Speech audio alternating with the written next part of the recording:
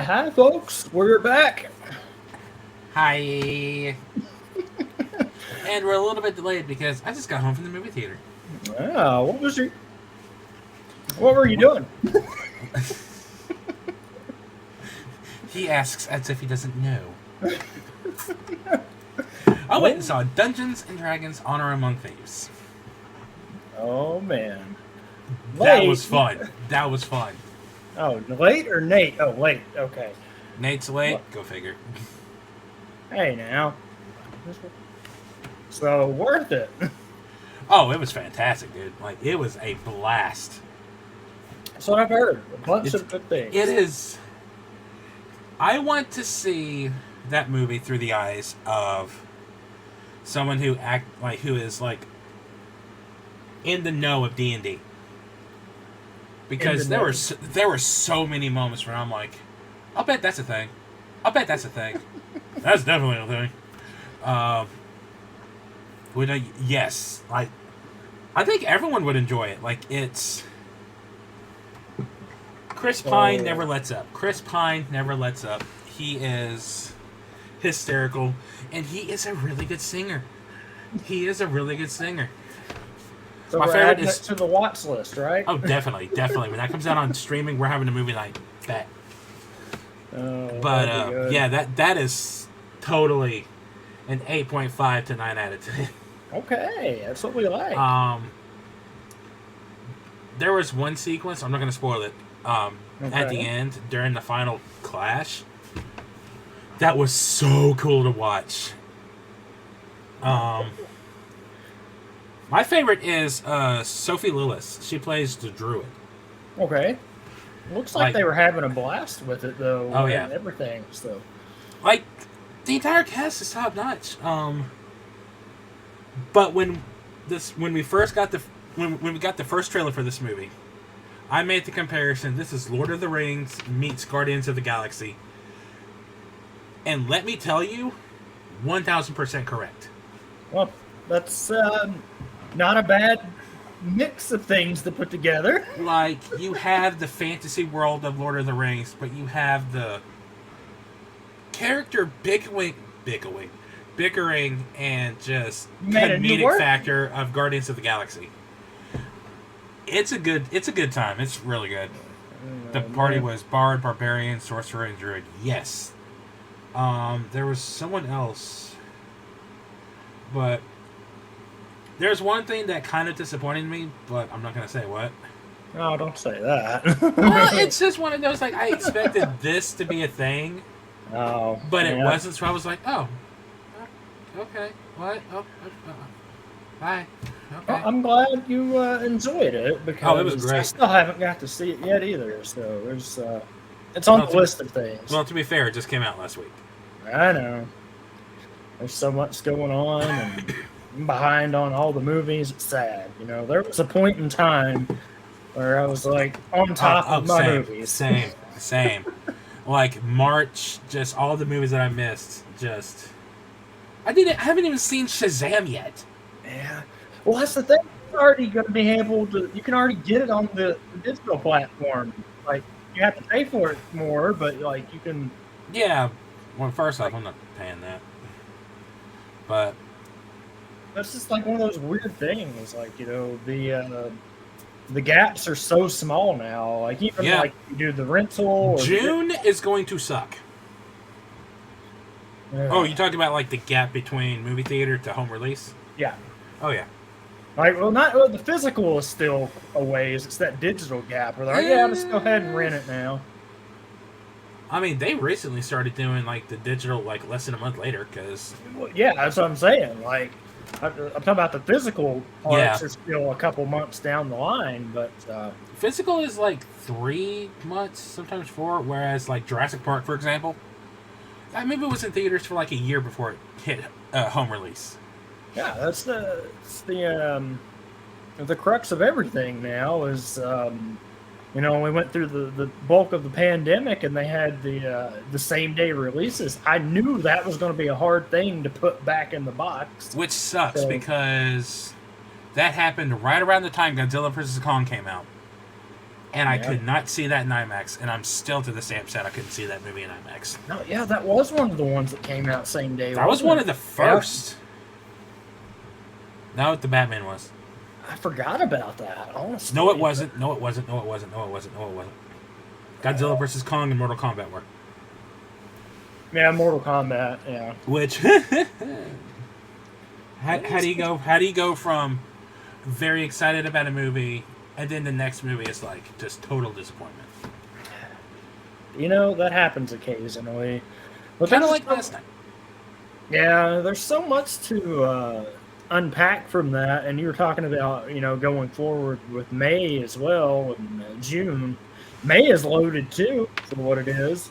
Hold on, because I have the calendar on my Guardians, Fast X, and The Little Mermaid. Yep, Little Mermaid. And then immediately going into June, we have Spider-Man Across the Spider-Verse, Transformers, The Flash, and Elemental on the same day, and Indiana Jones. Yeah, that too. They put out the trailer for that earlier this week. It was interesting. Trying to think of Mermaid. There's not much of a gap though for the May stuff, isn't there? Like, isn't it like a week apart for most of that, or some of it's the same weekend, isn't it? Guardians is the first weekend, and then there's a break, and then it goes. The 19th is Fast X. The 26th is The Little Mermaid. June 2nd is Spider-Man. June 9th is Transformers. June 16th is The Flash and Elemental. There's a break on the 23rd, and then the 30th is Indiana Jones. Oh, man, there's so much in there for those. So. But, you know, that's the future. Let's talk about now. Oh, man. Yeah, let's talk about movies that kind of let us down. Movies that let you down. I watched 65 last night. Yeah, you were saying it was...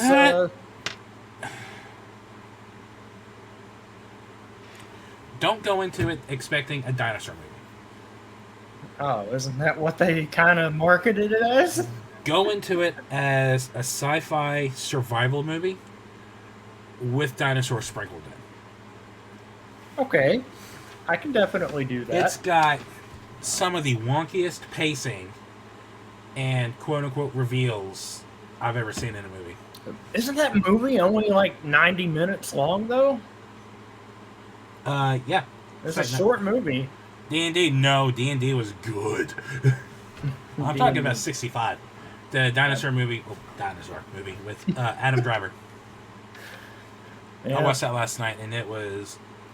I remember what stuck out the most from that, and he was like, they're using the raptor sounds from Jurassic Park. Yeah, just like the entire movie, like, okay, this is cool if they're doing their own thing, and then I hear like the raptor screech. I'm like, hold the fuck up. It's like, I know that sound. This is familiar to me. But I half expected them to like use one of the Rex sounds for the T-Rexes, but they didn't. Well, that's also a good and bad thing, you know. Yeah, they like. I like the sound they used for the T-Rex, but I didn't like what they did with the T-Rex. No, well, don't say that. There's a reason I gave the movie like a 4 or a 5 out of 10. Ooh, man, 4 and a 5. Oof. It's getting a little low there for that type of movie. And me, yeah. Well, especially if anything dinosaur related, like, you know, they had. I'm not gonna give everything dinosaurs a 10 out of 10. No, but most things are pretty good when it comes to dinos. It had an interesting concept, but it just... Like, I'll spoil this right now. I don't care. Like, the first time you actually see a creature, like, you actually see them, he's looking down over the ledge, and he sees these things running down into, through, like, a brush of trees. And you see 2 big shadows walking behind them, but they never emerge from the tree. Mm-hmm. And then it cuts back to Adam, and it's like, wait, that's what? It's like, wait a minute. And then this, I'm guessing a baby raptor jumps up and tries to kill him, but just whatever. 65 was definitely a meh movie, but it's one of those, I'm bored. I ain't got nothing to do tonight. I'll watch 65. It's no big deal. Hey, some of those movies are A-okay when you have movie nights like that, especially for the one next week. What's next week? You done forgot? You made it. This is your idea, sir. Oh, you're talking about for the movie night. I thought you were talking about like a theatrical release. I was like, what? No, not a theatrical release. Just the. I can't wait to watch that. Cocaine Bear hits Peacock next Friday, and I'm excited. It's gonna be like, wait, what? It's confused. Look, we're going. I don't know. But like, I'm excited to watch Cocaine Bear. Like that movie looks like the stupidest fun time at a movie. I can't wait. Yeah, but I think that's what it was. Actually, I think the best way to describe that movie is that movie looks so dumb. Like, that movie looks so stupid. I can't wait to watch it. Yeah. Those are oftentimes some of the best movies, from my experience. And then there's me over here who doesn't like watching, like, overly stupid stuff. Some of them are overly stupid. There's a reason I've never seen Napoleon Dynamite. Oh, now, not Napoleon Dynamite. I had a friend who could do, like, his impression spot on in high school, and every time he did it, I wanted to hit him in the face. Like, dude, stop doing Napoleon Dynamite. Why do you want me to stop? God, I will end your entire bloodline. They're gonna wipe people out over drinking Napoleon Dynamite. Hashtag Thanos was right. Oh no. Not Thanos with that. But there's the other thing that kind of surprised me about tonight. The amount of kids I saw in that movie theater. Because Mario's out. Oh, yeah, that's right. Mario is out. The amount of cars and the amount of kids in that theater.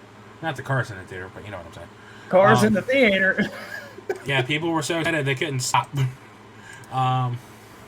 Sir, I think can't wait. Just created a drive-in. That's not how drive-in movie theaters work. But I really want to watch Mario. I really want to see Mario. Yeah, it's on the list as well, and it is doing really well from what I understand. Oh yeah, it is. Oh yeah, it is. It is breaking the bank, and I keep seeing things about the possibilities of things. Like, people are joking, but they're like, "Oh, they're gonna make a Nintendo cinematic universe," and I'm like, I believe the proper term for that is the Super Smash Bros. Universe. Smash Bros. Universe. That would be cool. That being said, I do know what the post-credit scene is, and I can't wait to see it. Ooh, I'll have to see it too. Bowser NSFW. Oh yeah, you know it had to be. They had to be on top of that. Oh yeah, especially since Jack Black voices Bowser. Just quite happy. Well, good. I'm glad you're happy. Of course you are. But yeah, D&D, fantastic movie. Just, I just really wanted to get out of the house today. We had a bunch of family over, and just a lot of kids, and I'm just like, I just really want to go somewhere. So I said, screw it. I'm just gonna try to go see D&D, and that was a lot of fun. So can't wait. All right. Well, I'm sure it'll be out soon enough, and maybe I'll make some time to go catch it one of these days, and maybe I can go catch up everything else. Still got to do Mario, John Wick 4 too, Creed 3. Yeah, I think that's another one already on the digital front too. Creed. It is, and I really want to see it because I want to watch that anime fight scene. Yep, that was one. It's just been different time. So, older we get, the less time we have for keep up with it, I guess. I don't know. That thing seems to be my experience from it. We're just getting older and older, and I don't like it. But I don't know. Well, glad you enjoyed it though. It was. yeah. I'll have to go catch it, and there's a part of me that the movie wasn't what I was expecting for some reason. I don't know why that's the case. because it was exactly how I imagined it. But there's a part of it that felt missing from what we took away from the trailers. But it didn't take away from the movie itself. It's just like things that you think they should have added, or just things that, or just the pacing, like just the vibe. The vibe. Huh. I'm not sure. But it was still good. Like, I want to go see it again. Hey, go see it again and again. Nah, this ain't Jurassic World Dominion. Jurassic World Dominion. Man, I joke about that, but I literally saw that like 3 or 4 times the opening weekend. The same. I was going to hold off on seeing it the first night, but then we had the, I don't know, I was talking to you and you're like, go see it if you can see it. Go see it. Like, if you're not doing anything, go see this fucking movie. It's like, I need people that can talk to about it. Yeah. And we did have a talk about it that night. Oh, so. Yeah, we did. And it was good. There's some bunch of other stuff that happened this week, too. So I don't know if you want to dive into that any. Or... Which one are you going with here? Which one are you thinking first? We'll save the bigger stuff for later. You talking about the stuff that happened yesterday? Yes. Or the day before? Yeah, whatever the day it was. But, here's a fun one. What did you think about this Indiana Jones trailer now that we got it? Honestly, I didn't need it. Didn't need it? No. I'm already... The teaser trailer was better than anything we got from Crystal Skull. Bar none. So... Yeah. And then the second trailer felt like Indiana Jones. It felt like the classic... Like from the 80s, Indiana... Like Raiders, Temple, and Last Crusade. Like, it had that vibe. Something that nothing for Kingdom of the Crystal Skull had. Well, it was also really... I guess they're going to be doing more of this, like, or I guess this jump back and forth with how they're cutting that movie. You're talking about, like, the flashbacks? Yeah, the flash back and forth. Yeah, I can see that. Another thing I can see is I can totally see Indiana Jones dying. Yeah, I mean... I can 100% see him dying and passing it to, what's her face in the movie? Yeah. It's definitely something they could do. The other He's part already about said, that, like, this is the last one. So. Oh, absolutely. He's like, nope, I'm done with that. Something else about it, which I guess is like the Mandalorian stuff on the bigger scale. Those effects are him, right? Like, they did the de-aging stuff on him, if I read that right. Yeah. So yeah. It looks I was like, wait a minute.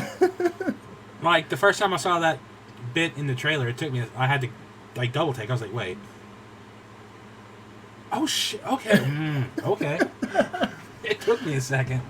Well, I knew they had said they were doing that, but I was just like, yeah. Oh, wow, that looks... and that's also scary that they can do stuff like that good now.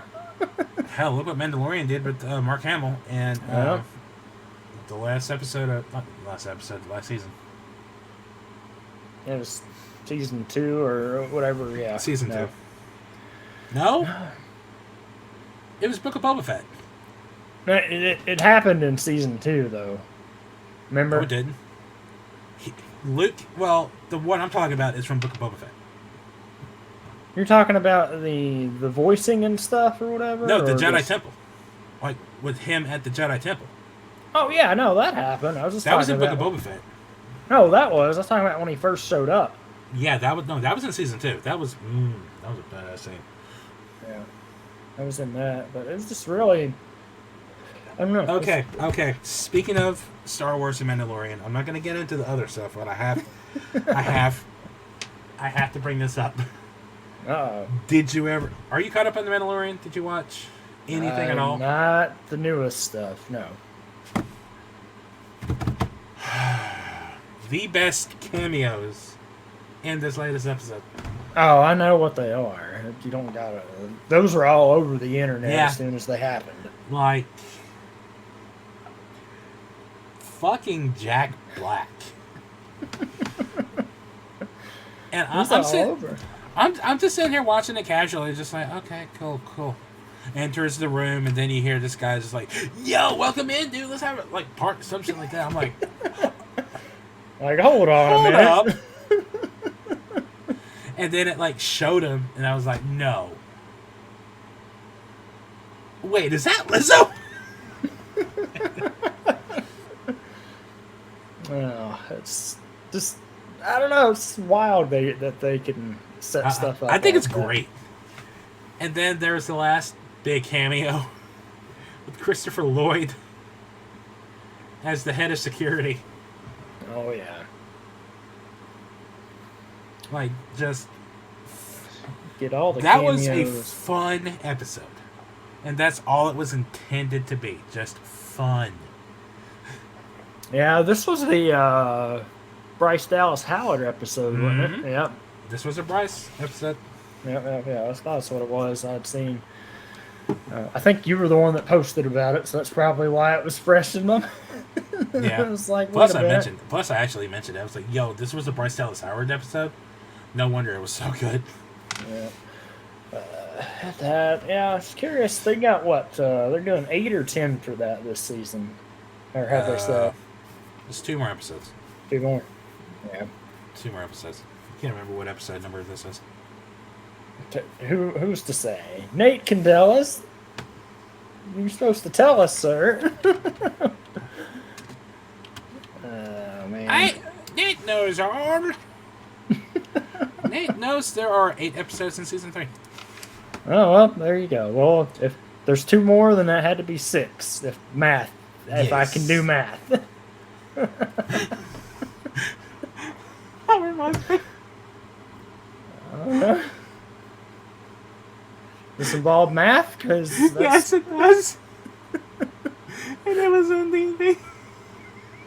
Oh, no.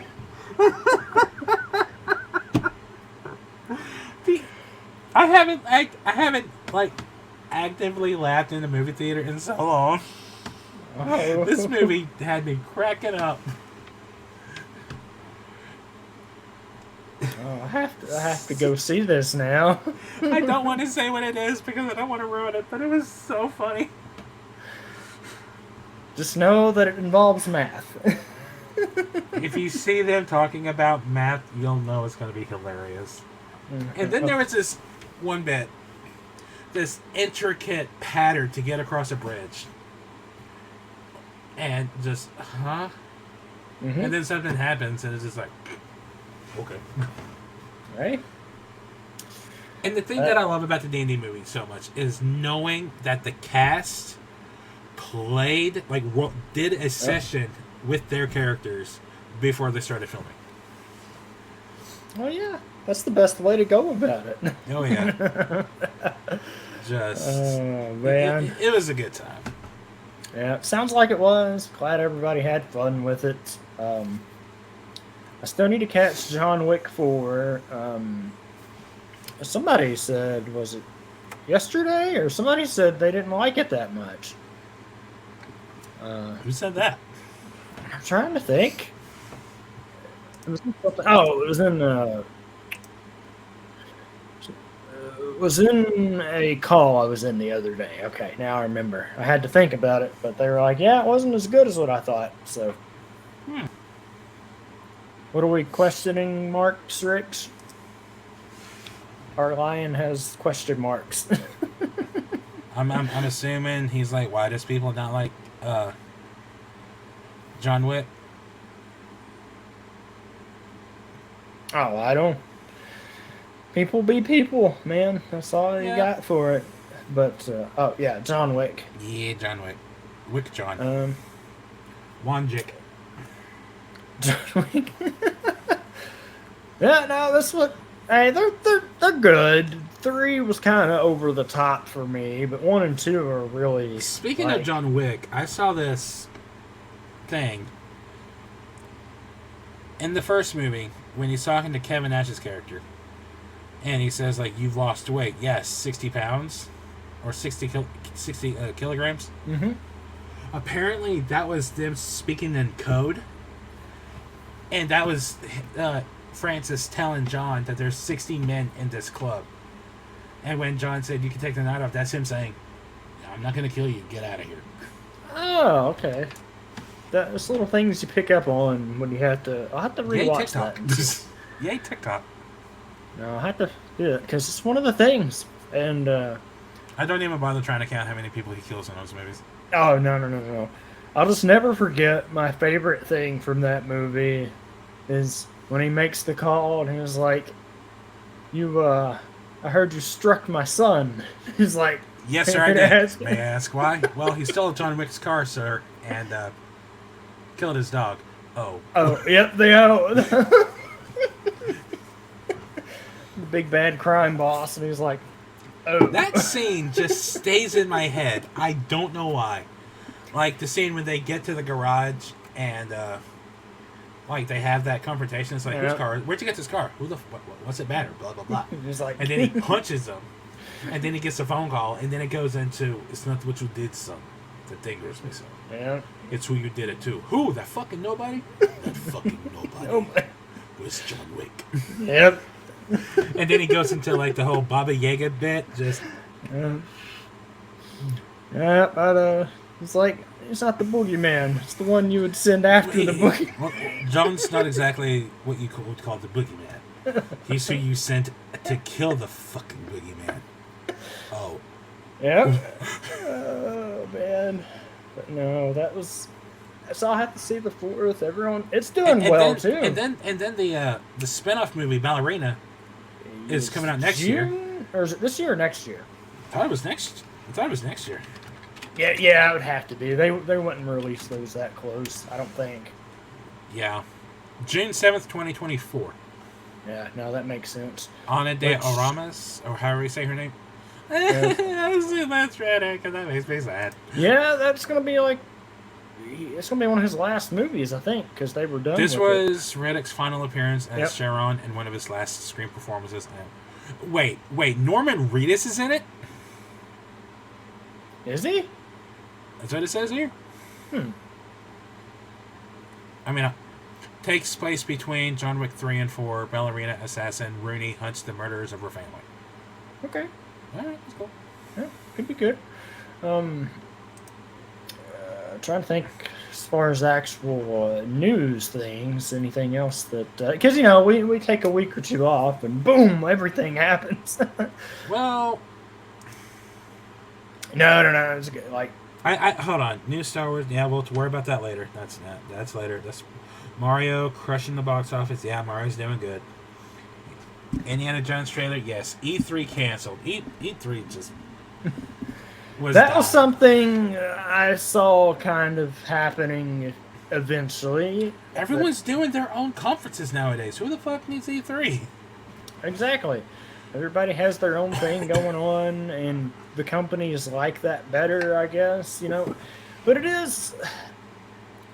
There's a certain evolution to it, as far as how it used to be versus now. Like, E3 was the shit back in the day. Like, you watch... E3 used to be my favorite time of year, like, in terms of gaming. Yep. To watch all the conferences and to kind of keep a tally of what all was announced and said and shown. Yeah, exactly. But now, like I said, we have the individual studios conferences that they do on their own. Like, there's no worrying about doing this through E3. It's just, we're just going to show this video. Boom, here you go. Yeah, so they're like, we're going to do this, do that, and that's what we can do. I don't know. Sony's got one planned next month. Yeah, they're doing them kind of like quarterly just whenever they feel like it. But rumor has it this upcoming State of Play is supposed to be the biggest State of Play Sony has ever done. Knock on wood, we'll see. I mean, I've heard this before, but we'll see.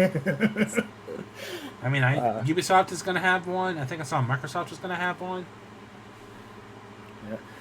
What is Ubisoft going to have, though? Because from what I understand and what I've heard is Mirage is getting pushed back. That's kind of potentially what I've heard. to next year. Yeah, that's the main things I've heard. I mean, we'll see. Like the samurai one, like that Code one Red they or could something. announce that because everything for Valhalla is done, right? Valhalla is finished. They're finished. Yeah, it's finished. So we're just kind of in this Which, lull. Fantastic run. Like that game had a hell of a run. Yep. It'll never top the greatest run of all time, though. What? Looking at you, Xenoverse. I don't think anything will. Speaking of Xenoverse, have we done a podcast? Have we done one of these since that announcement? If not, let's do it. Tenkaichi 4. What a way to switch it up. Yeah, right? I couldn't remember. And while that's coming out, we're still getting Xenoverse 2 DLC. Why? Stop! Oh, man. No, it was just... To be fair, we're talking about video games, Jerks. That just happens to be one of the video games coming out. It does happen to be one of them, and he was talking about Valhalla getting a run, and I was just stating facts. And it's still Dragon Ball. That's... Shush. No, but Valhalla got its run. That's good. I was really hoping they would do more with that crossover stuff, but they never did. Man, they didn't do shit. And it's one of those things where first part of it was good, and then the second part of it was just dumb because it literally had nothing. Because I thought it was going to be one for one. Like, they'd be like, okay, they do that. Second part was just dumb. I didn't like it.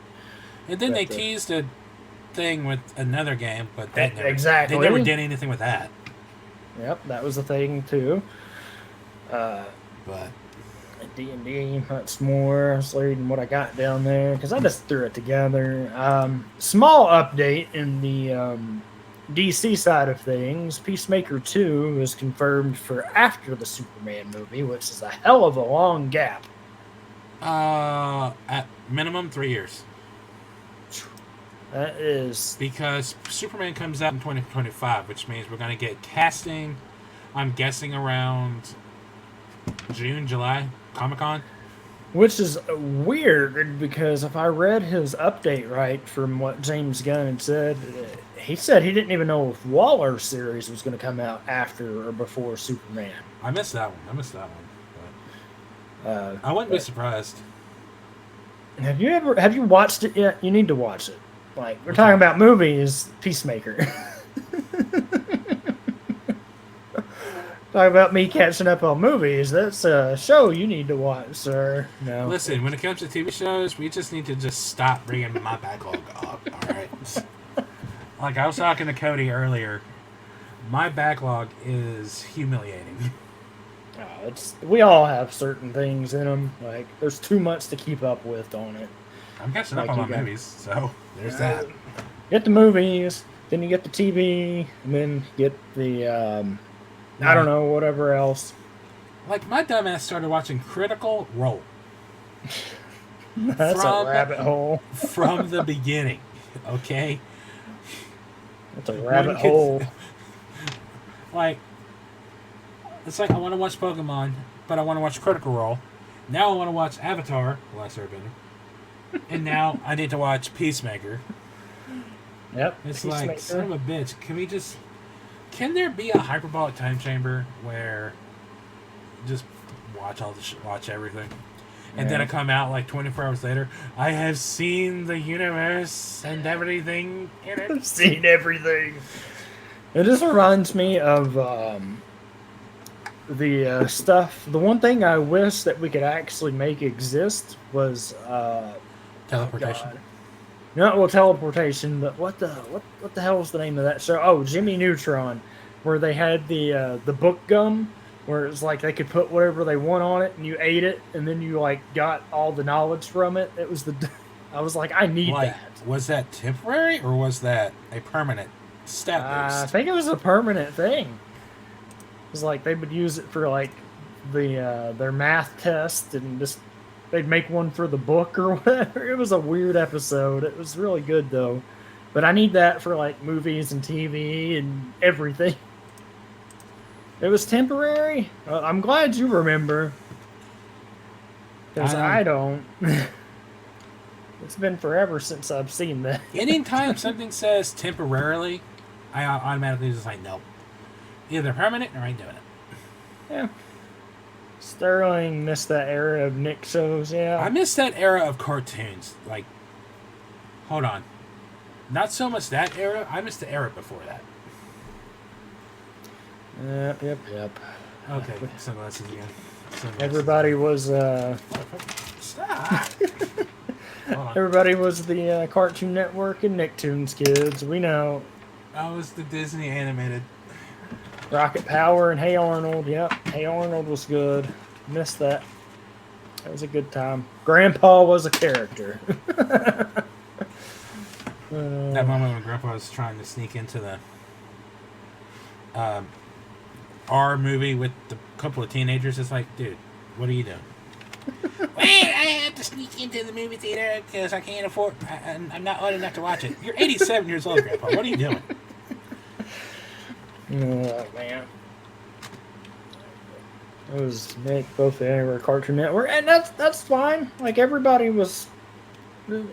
I watched a bit of both of them. Then you get to like the way earlier era before that with like Rugrats and stuff. And what was the oh man, what was the damn turtle? Franklin. Anybody remembers Franklin, that? Arthur, Little Bear. Little Bear. I loved Little Bear as a kid. It was good.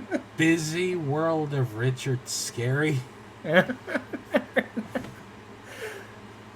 Oh man, you used to have a Franklin board game. Oh,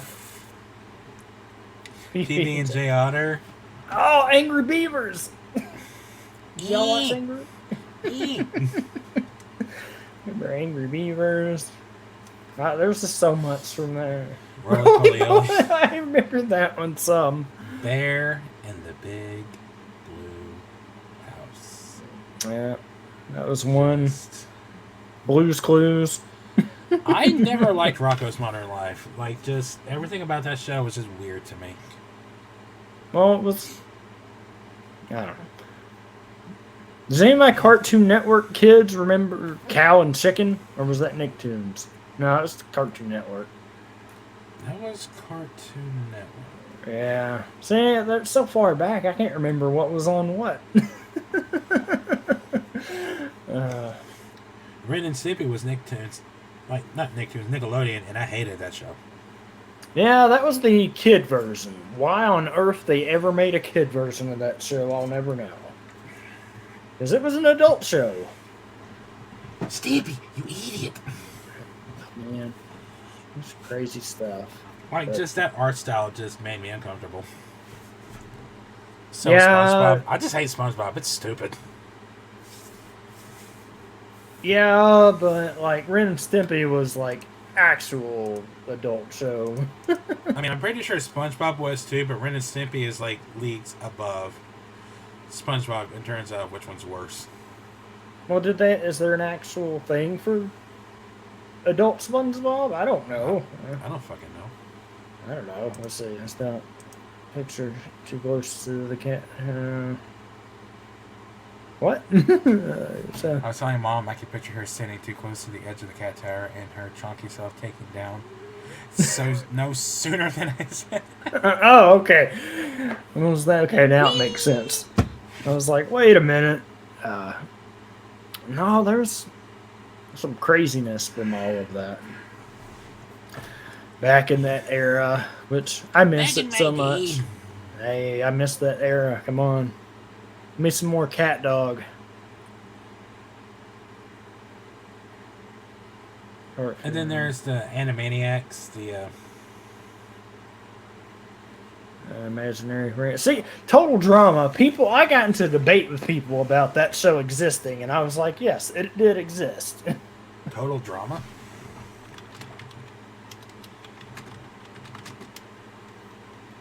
Yep. Oh, God. Yeah, I wouldn't have watched that show because I hate that art style. Recently, we moved to the new place. But yeah, no, I was like, no, it was a thing. It existed. Recent. I don't know. I was just excited when we finally got the Cat Dog movie. It's one of the best Cartoon Network show series. I just... If I don't like the art style, I just can't give it a try. And like that era Chalk of cartoons Zone? just... Oh, no. Man, that's a throwback.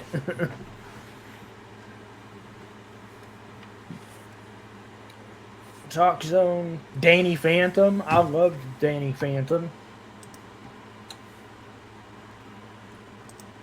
Trevor just... comes up. What the fuck? Chalk Zone. Okay. Teen Titans from that era is forever better. Mindy and the Bros. Is that the one that had the big spot on it? Or is that different?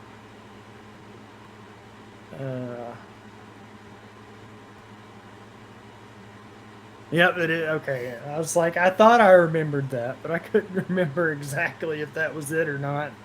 She has the big hat, or is it small hat? I don't know. I can picture it in my head. Grim Adventures of Billy and Mandy. Yeah, that was a good one too. From that, but I just had so much from that era of cartoons. I didn't watch anything from that.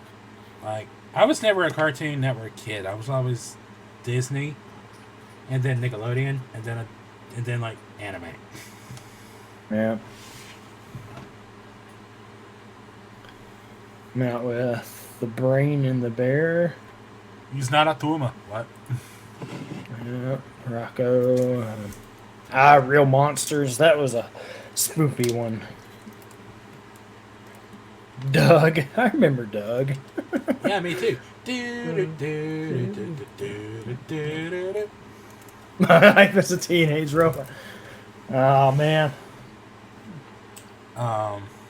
Shaolin Showdown. Sorry, Teenage Robot. Well, I had a crush on the robot as a kid, okay? What? Was her name Jenny? Hold on.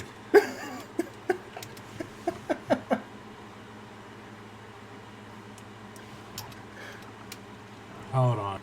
They say, yeah. Well, the guy in the show did too, if I remember right. Was she blue? I think, I don't know. Blue and white, yeah. You know what? Fair. Oh man, yep. You know what? Fair.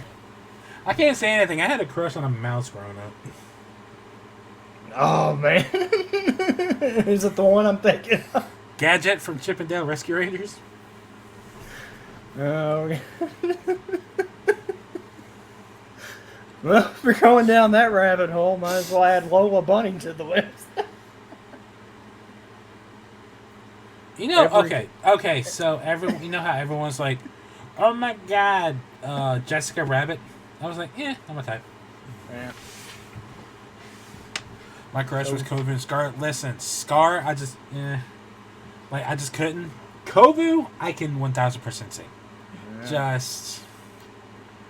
But here's my question. Where's the love for Roxanne? From a Goofy movie. Like, seriously, like... What? Oh, man. I don't know. Is this going... No. Here's... Speaking of Kovu and Scar and Simba. Vitani. Kovu's sister.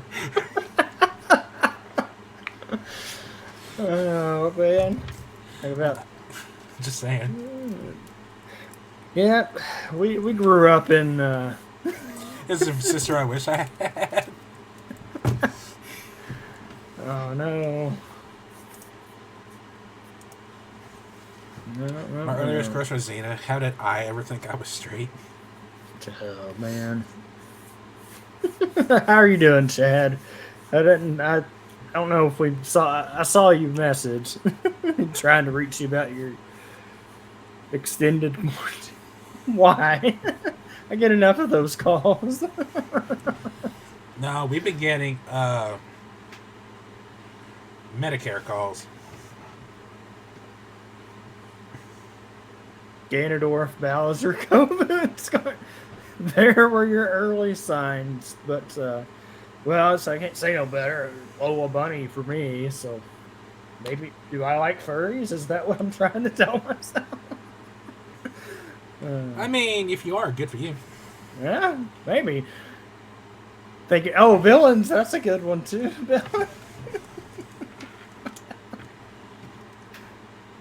Kobe was not a villain. He was that poor kid. That poor kid. He was portrayed as a villain. No, his mom was. His mom was a cunt. I remember. I still think.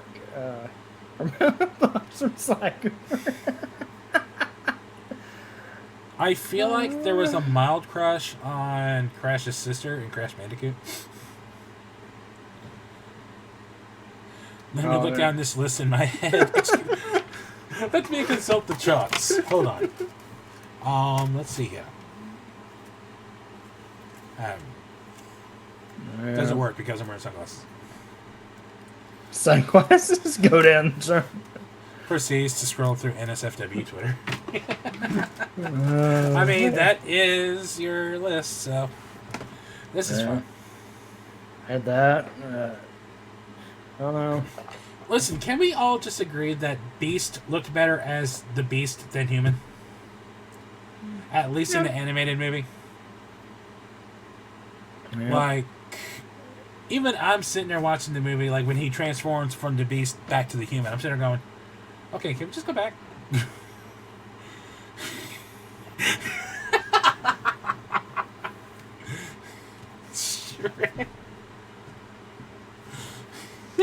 Oh gosh. Oh no. Oh, something there. You know, the sad thing is he's not exactly wrong. PS1 Lara Croft. Oh man. So you're into the squares. Gotcha. No, the triangles, excuse me. The Oz King Slay. Oh man. I mean, hey, you can keep going down that list from back then. Kimari is on that list. Of course Kimari's on that list. Yep. Look, I think what sums Speaking it up... of Kimari, though, Yuna. Just... yeah, okay. Princess. There. I think one of my number ones from that era was probably Raven from Teen Titans. Fair. Mine from that era? Brooklyn from Gargoyles. I can go down this route too. The agent girl. What's her name? In what? Hold on. I know the name. What the fuck? What's it in? Gargoyles. Oh, okay. Oh, fuck.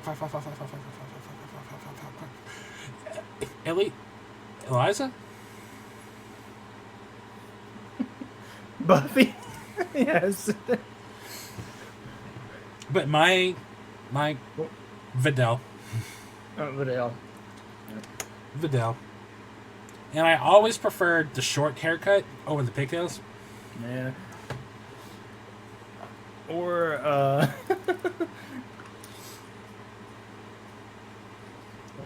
like, I was never a fan of Bulma. I hate Chi-Chi. Oh, yeah. I like the Dell too. 18. It's too much of a dummy on me. I cannot handle it. Oh, well, we can't forget Rogue from X-Men. Which one? The 90s. There's, you know what? You know which one I'm talking about. I know which one you're talking about, but I'm gonna see your X-Men animated series, and I'm gonna raise you X-Men Evolution.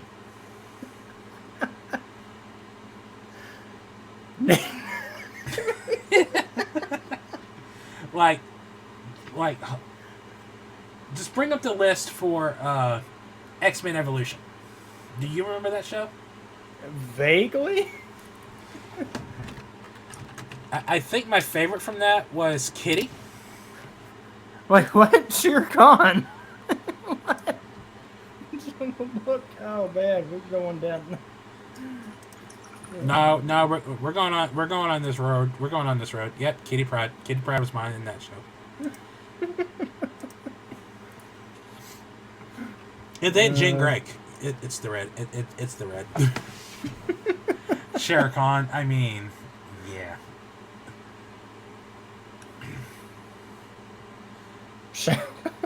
Oh no. Oh, gone down the rabbit hole there.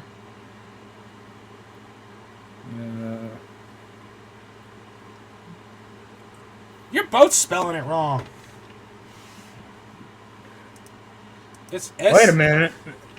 Oh wait, is this the Rogue? Oh, this is the Rogue I'm thinking of. That I think I'm spelling it right. Yep, I'm spelling it right. Okay, cool. Don't mind me. Nope, never mind. The Evolution Rogue. That's the one. So it is Evolution? Yeah, so it was Evolution?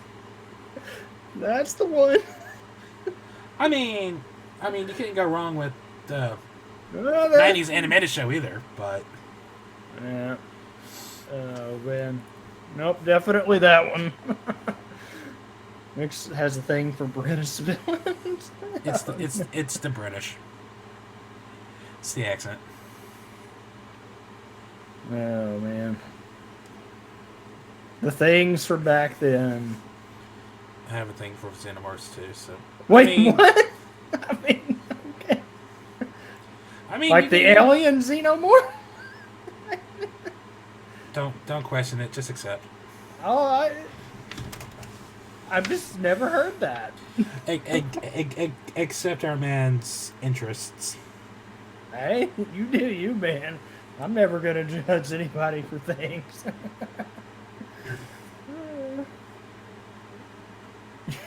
Going to leave now.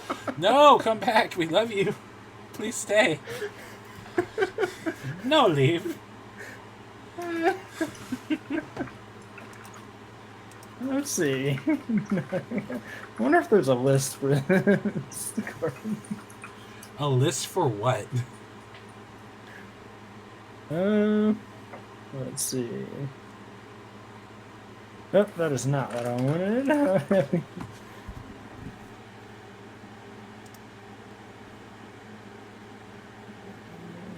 Let's see. Let's see if this list is actually anything worthwhile. I'm nervous about this. When you say list, it's like, oh lord, what are we getting into? I think this is more of a ship list than anything. I don't like that. Look, another person has a thing for the evil triangle from trying. Monster huggers have no logic. You're not wrong. Oh, is this what I want? Maybe this will be better for what I want. If it'll finish loading.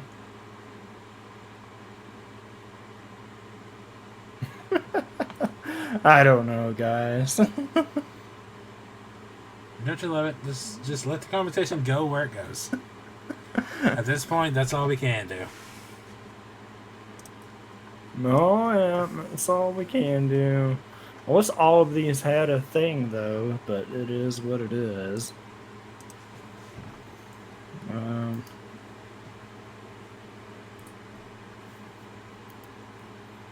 just letting him do his No, thing give me the opposite of that. Oh, I'm gonna send this one to Strix. Ashley from Resident Evil 4. Which Ashley? The new one or the old one? And it's the ears. Which costume? Those big ears. It's one of those, I don't get it, but I don't touch it. I don't get it, but good for you. All right. We'll go through this one. Oh my God. Got... And right at the top, how you doing, girl? I still need to watch the live action movie, which I hear is really good. Okay, yeah, what's the number? Sailor Moon. That was definitely... Well, that's more on the anime side of things. That's anime. We don't count. We can't count that. I just don't like the way...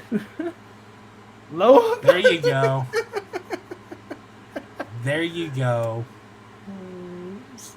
What? I don't remember this at all. I mean, Velma. I mean... Not the new Velma. God, no. People were Velma. People were Daphne. It just depends. Curious about the list now. This is a call-out list. Chitara. Oh, that's a real throwback. Batgirl. Listen. Listen. I'm gonna need you to stop calling me out right now, okay? No. Who the fuck is Normal?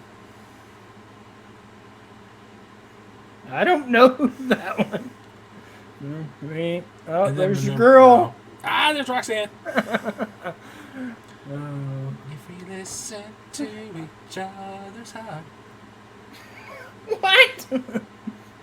Cat. I mean, no.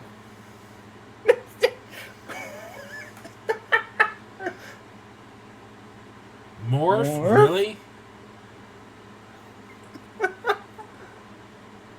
Hey, Mr. Dan. Wait. That's Jurassic Park, isn't it? Yeah. Yeah. Just... Bob Hoskins, not Jessica Rabbit here. Not Jessica Rabbit. But Bob Hoskins. Oh, this list. Where do these people come up with this stuff at? The list started off strong and then went, what the fuck? You're not wrong. Yeah, it did go. Like, Mr. DNA, what is this? I'm going to spread my DNA all over your face? Anyway, let's Star Wars, guys. Star Wars. What? I did it bad. Oh, that's funny. Oh, I missed that one. I didn't even catch that, so. We were talking about Mr. DNA from Jurassic Park. Hey, girl, I'm about to spread my DNA all over your face. Oh. Okay. And now I'm trying to say Star Wars, guys. Star Wars. We got a lot of good stuff this week. Yes, Star Wars Sprite did get a lot of stuff. Big announcements. So Star Wars Celebration is... I'm not even going to say what I was... Never mind.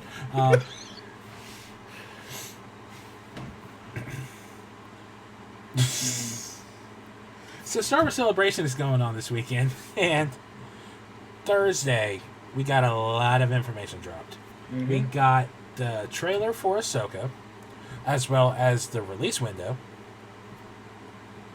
August, yes, got the teaser. We got the poster, and we got the first look of Mary Elizabeth Winstead, Ewan McGregor's wife, as Hera. Mm-hmm. Which looks so good. Which, by the way, going back to crushes and shit, Hera in Rebels, just... Anyway, shut up. We got Chopper. We got... Hold on, let me get this name real quick. Natasha Lubordizzo as Sabine, and if I said that name wrong, I'm sorry. We got. Oh no, Cody, why? What did you do? What did you do? What did you do? No, don't do that. Don't do that. Don't do that. Anyway, I'm trying to avoid this conversation. Shut the fuck up. Oh no! I Great. hate everything. I hate everything about this. We got what looks like Iman Esfandi as Ezra Bridger. I saw that. And we got, before we go into like apparently the big announcement, we're getting Ray Stevenson in Star Wars, which I'm really happy about. I've always been a big fan of him. He plays Volstagg in the MCU. He played a singular outing as Punisher for Warzone. Mm-hmm. He is playing Baylan Skoll, a former Jedi who survived Order 66 by fleeing into the unknown regions, who is a master of Shin and ally to Thrawn. Yeah, makes sense. I'm curious to see what they do with it. And that's not even like... So unless they're totally, trolling around, we got that trailer. That's part of the setup. And, there's three more things. We're getting David Tennant back as the lightsaber droid. We're getting blah blah. None of these really matter. We're getting the original voice actor who played Thrawn in Rebels, Lance Mickelson, in the live action depiction in Ahsoka. Yes. Still just makes me sad we couldn't get the Ezra one, because it's going to take me a minute to get used to a new voice for him. I'm just waiting for them to say, by the way, here's Fred Jr. as Kanan. Yeah. That'd be something too. But I saw something interesting about Ray Stevenson's character. He's wielding an orange lightsaber. Mm-hmm. Which, by my readings, is an indication that he hasn't fallen completely to the dark side, but he's not exactly light side. Like, his crystal is confused. So what is he, like a gray Jedi? Yeah, basically. And also, I will totally cosplay as Baylan, just saying. Look, I always say this, I would say gray Jedi was always the way to go. It's all, like, you get the best of both worlds. Yeah, you don't have to deal with the bullshit Jedi Council rules, but you're not exactly evil. Yeah, exactly. Aren't we all confused? Be great. Yeah, exactly. Great. Oh, 1000%. But this black lightsaber does not a thing, to my knowledge. It was in The Force Unleashed. Don't lie to her. What? There is a black lightsaber in The Force Unleashed. What you talking about? Oh, Force Unleashed. Okay. I'm gonna need you to punch me because I literally was thinking Force Awakens.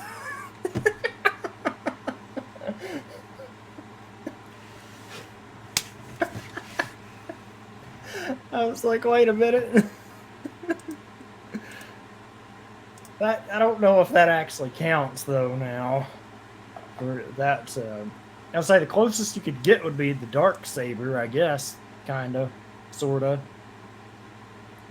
I guess that would be the closest. In universe, Terra Vesla was the first and only Mandalorian Jedi.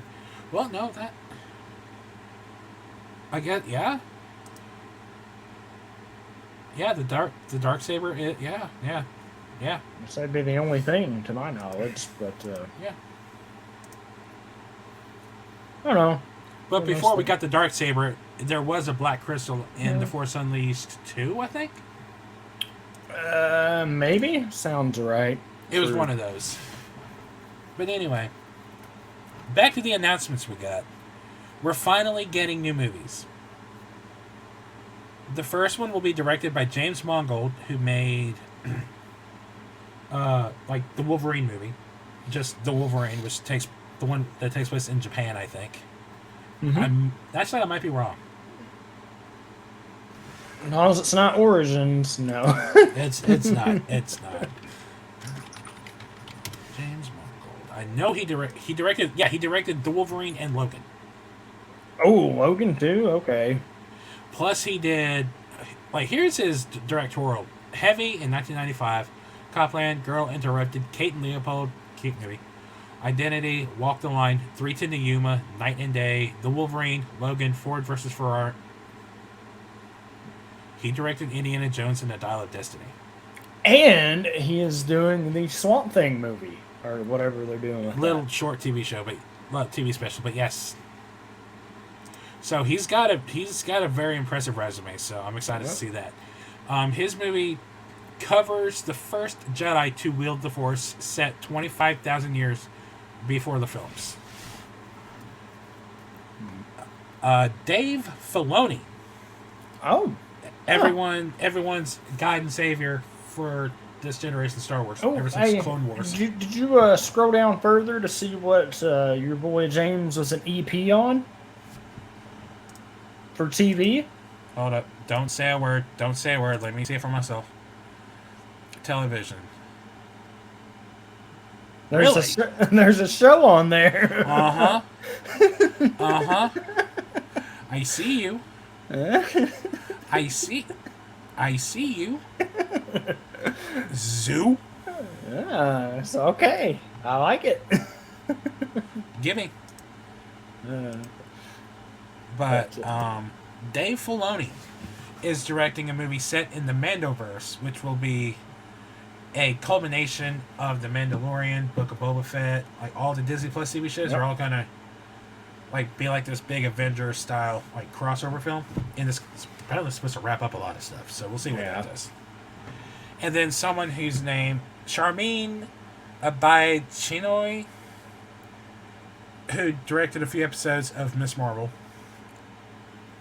will direct a film that takes place 15 years after the Rise of Skywalker, and it will star Daisy Ridley returning as Rey, trying to rebuild the Jedi Order. Rey Skywalker.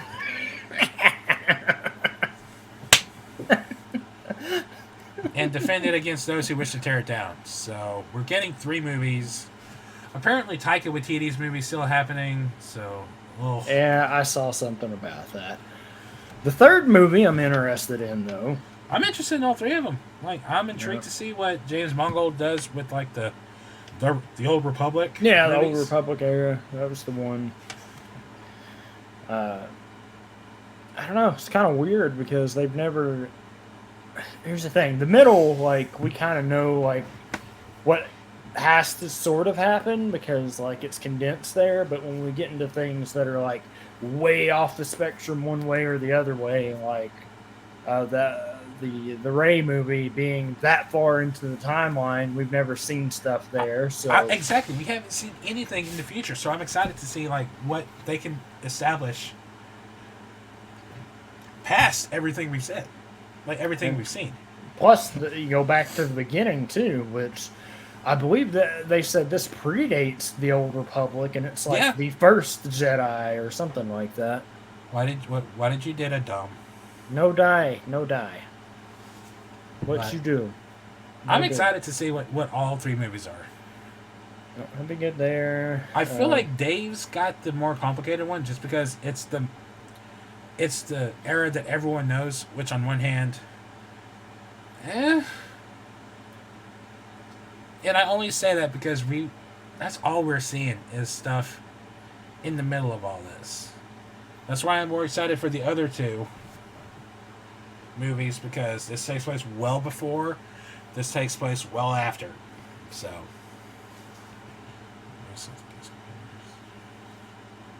Uh-oh. Yeah. Sure somebody has it somewhere, I hope. For that pin. I don't know. There's some cool stuff going on for that. But, we get the movies. Back on the Ahsoka thing,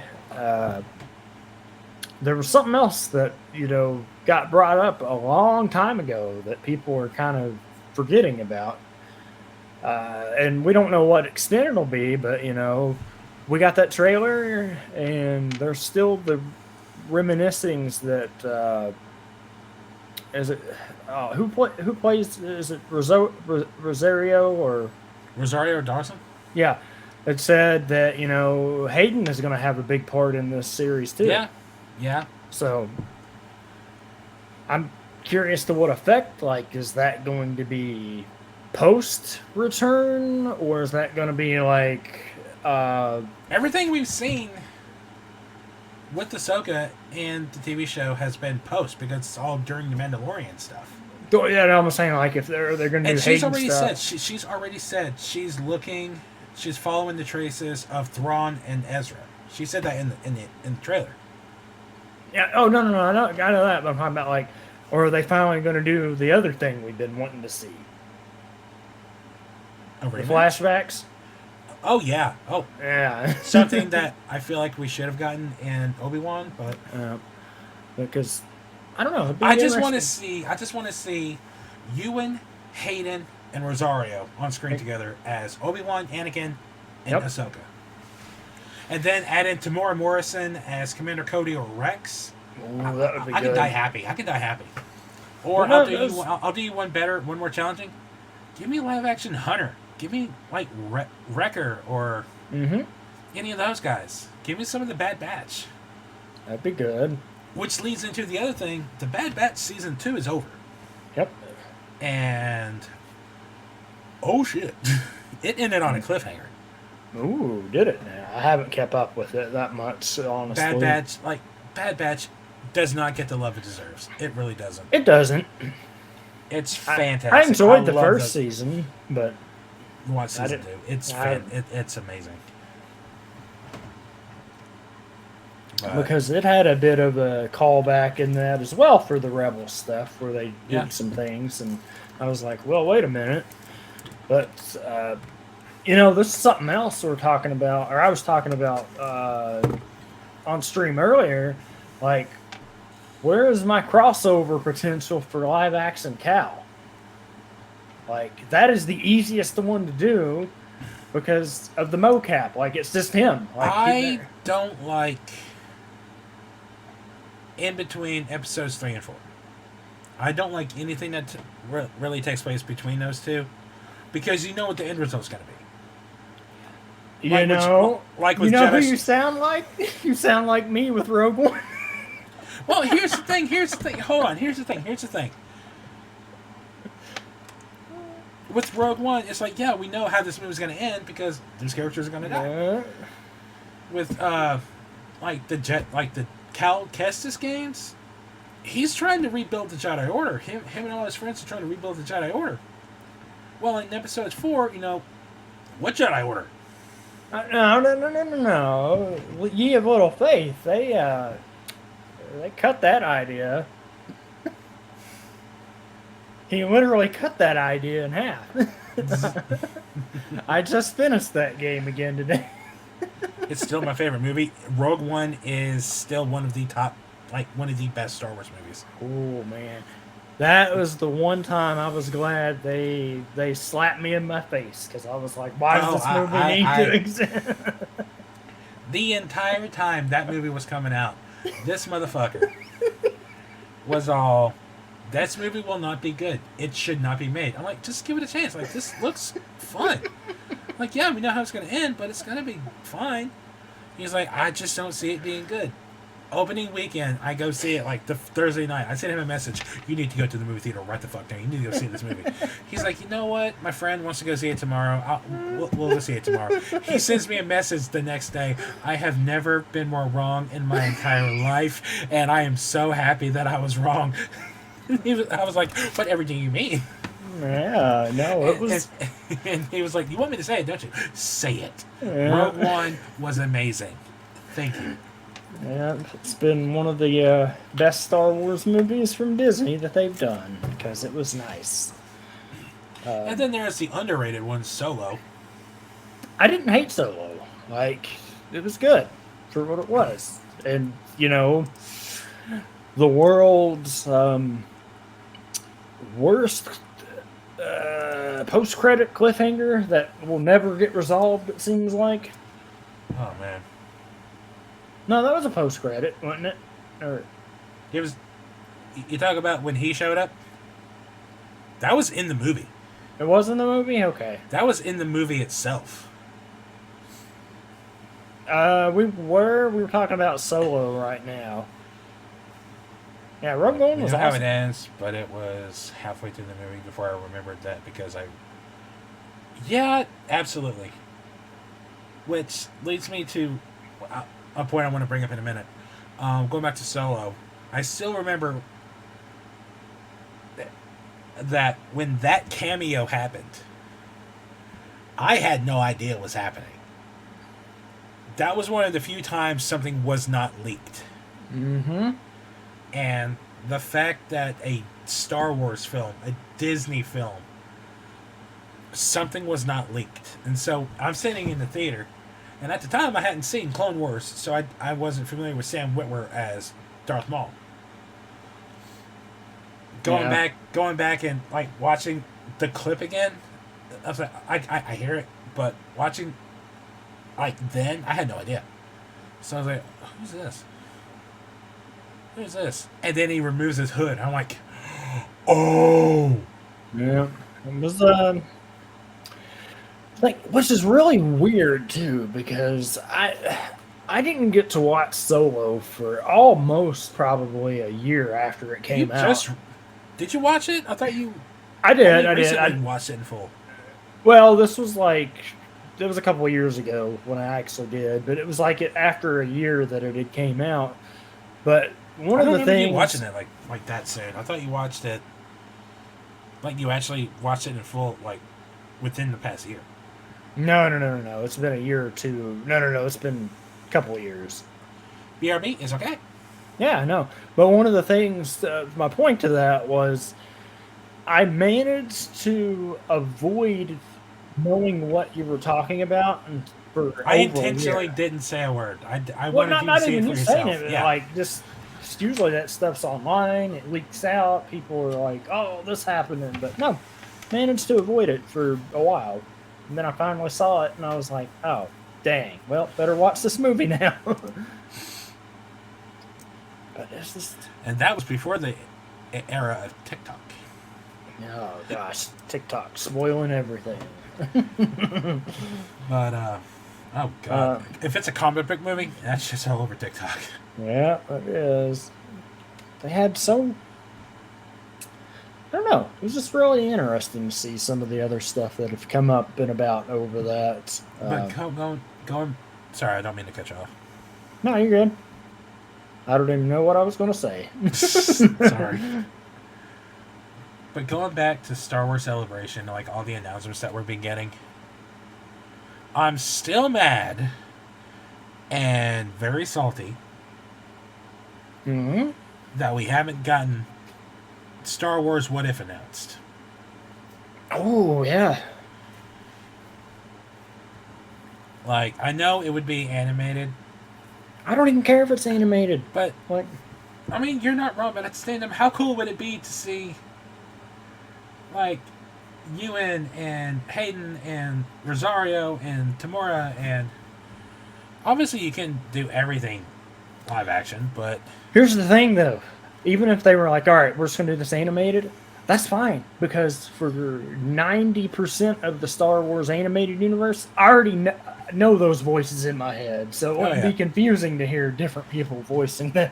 I prefer Anakin's animated voice over Hayden. I was just saying, like, they got... But, like, I'm looking back at, like, the Marvel What If, and I'm like, this would be so cool live action. Oh, yeah, that one. But, like, the What Ifs I want to see, and I keep talking right as you're starting to talk, and I'm sorry. No, you're good. Like, give me the What Ifs of, what if Anakin never stopped Mace? Yep. What if Luke missed the shot? Missed the shot. Oops. Well, you know what? I can already tell you. What if Qui-Gon killed Darth Maul and survived and trained Anakin? I can already tell you what would happen if he missed the shot. Definitely. Leia would be dead. 3PO would be dead. Most of the Rebel Alliance would be dead. Yeah, most. But there's just so many what if scenarios that Disney. One of my favorites from that, which I kind of know how it would go, but I want to see Uncle Obi. Uncle Obi. I want to see Uncle Obi. No, I want to see Vader survives the Death Star. They're like, hey, he's cool now. They're like, no, the fuck he ain't.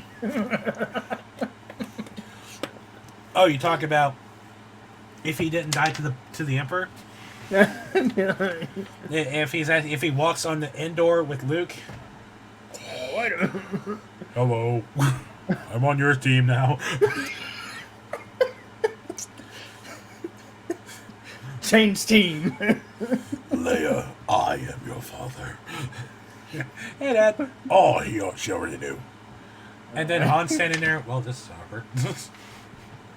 Hi, sir. Hi, goes to shake hand, but the hand is going to shake is missing. Oh, that's awkward. Oh no, man, you go crazy with it. I want slice of life shit. I want. What if Anakin didn't fall to the dark side? What if he let Mace kill Palpatine, and in return for all this, he's allowed to publicly marry Padme? And he's like, well, thanks for that, but a funny story. I already told you what could... No, I think we've had that talk before. You know what would have solved that? Or I know how that what if would have gone. It would have been, hey, Anakin, thank you for the information. Stay here, and if what you told me is true, you're a master now. Congrats. Okay. And he's like, well, fuck this. Oh, man. Because he said, what did he say in the movie is like, you'll have gained my trust or something like that. But yeah, which has always been weird because in episode 2 he was always fine with them, and then I feel like I don't remember there being any animosity between the two in Clone Wars. Yeah. And yet in episode 3 suddenly he hates Anakin. It's like, where the fuck did this come from? Yeah, there's that. I always thought one of my favorite ones would have been, which I kind of know how that would have gone probably, but what if Yoda had listened to Obi-Wan? He was like, oh, well, I obviously can't send you to fight Anakin, so I'll go do it. You go fight Sidious. Yeah. That would have been a fun one, which I don't think Obi-Wan was winning that. I don't know if he would have died, but he ain't winning that fight. I mean, wouldn't have been the worst fight. No, it wouldn't have been, but I don't know. My favorite fan art is the slice of life shit where Anakin and Padme are happily married, the kids are growing up, Obi-Wan walks into the door, it's Uncle Obi-Wan. Yeah, it's and Anakin reconciles with Owen and Beru or something, and they all form a family bond or something, and Luke and Leia get to visit Uncle Owen and Aunt Beru. Yep. What if Padme didn't die? Yeah. That would have altered some stuff. Yeah. Or what if Anakin didn't get burned up because he would have been the most OP motherfucker in the world? Oh, that would have been fun. Well, he would have took Palpatine out a long time ago. All the things we could wish for, but we're getting Vision Season 2, right? That's the main thing. They put all the eggs in the basket. We're getting Vision Season 2. We're getting Tales of the Jedi Season 2. Which, what did you say you thought that said? It was the same font. I thought it said Return of the Jedi Season 2. And I was like, what? No, but speaking of Return of the Jedi, that movie's getting a theatrical re-release at the end of the month to celebrate the 40th anniversary of the film. Yep. And actually, it's not even at the end of the month. It's the fucking 19th. It's it's the same. It's the same weekend that Survivor comes out. 28th. It's the same week that guy, because I remember. But we're getting 2 re-releases this month, which is weird, but I like it because that's one, and then Return of the King is the other. Return of the Jedi and Return of the King in the same month. I just now thought of that. There's only one return, and it's of the Jedi. Oh, that's so weird that they're in the same month. One's at anniversary 20, the other's at anniversary 40. I mean, like, come on. It really is a return. Return of the King and Return of the Jedi are both returning to the theater. Oh, man. I wish I could go see the one, but it's like 4.5 hours long. I don't know if I want to see it's the not theater even that that. It's like on a it's like on a weekday. I can't go do that on a weekday. That's like I can't do it on a weekday. Not that attitude, you can't. No, I can't do that, man. You could. What am I gonna tell work? Sorry, Return of the King's in theaters. I must go. My people need me. People need me. But no, they're doing that. Gondor calls for aid. Gondor calls for aid. No, that was good. I'm trying to think of anything else that was actually popping up. Oh, Blue Beetle trailer. I liked it. I watched it. I am excited for Blue Beetle. I think it's going to be a fun ass time. Yep. And so many people thinking like the big sword he forms in the trailer is like Cloud's Buster Sword. I'm like, have you seen Final Fantasy VII?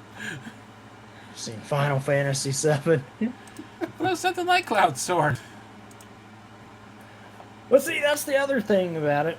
I think it's going to be a good movie. It's not going to do well, unfortunately, I think. Yeah, that's the problem with everything is, like, none of it matters, quote, in air marks, like, until they get this new stuff kicking. I think Flash will do okay. Oh, Flash is going to... I think Flash is going to be hit or miss, actually, because there's people who are like the devout DC fans. They're going to see this movie regardless. There's the people who they hear the news, potentially, that the Flash is supposed to reset everything, so they want to see how that goes. But then there's the people who are anti this film because of Ezra Miller. So I still think it'll do okay, depending on how much they have with if people listen to word Keaton. of mouth, Keaton and Affleck in the same film. Oh, yeah, that too. As the same character. Yep. If those two, even for 30 seconds, share the screen together, that's going to break the internet. Yep, that'll be good. Like Spider-Man No Way Home. That petty. Same thing there. Like... same thing for that. And then you get the only other thing left is Aquaman 2 in December. trucking. Yep.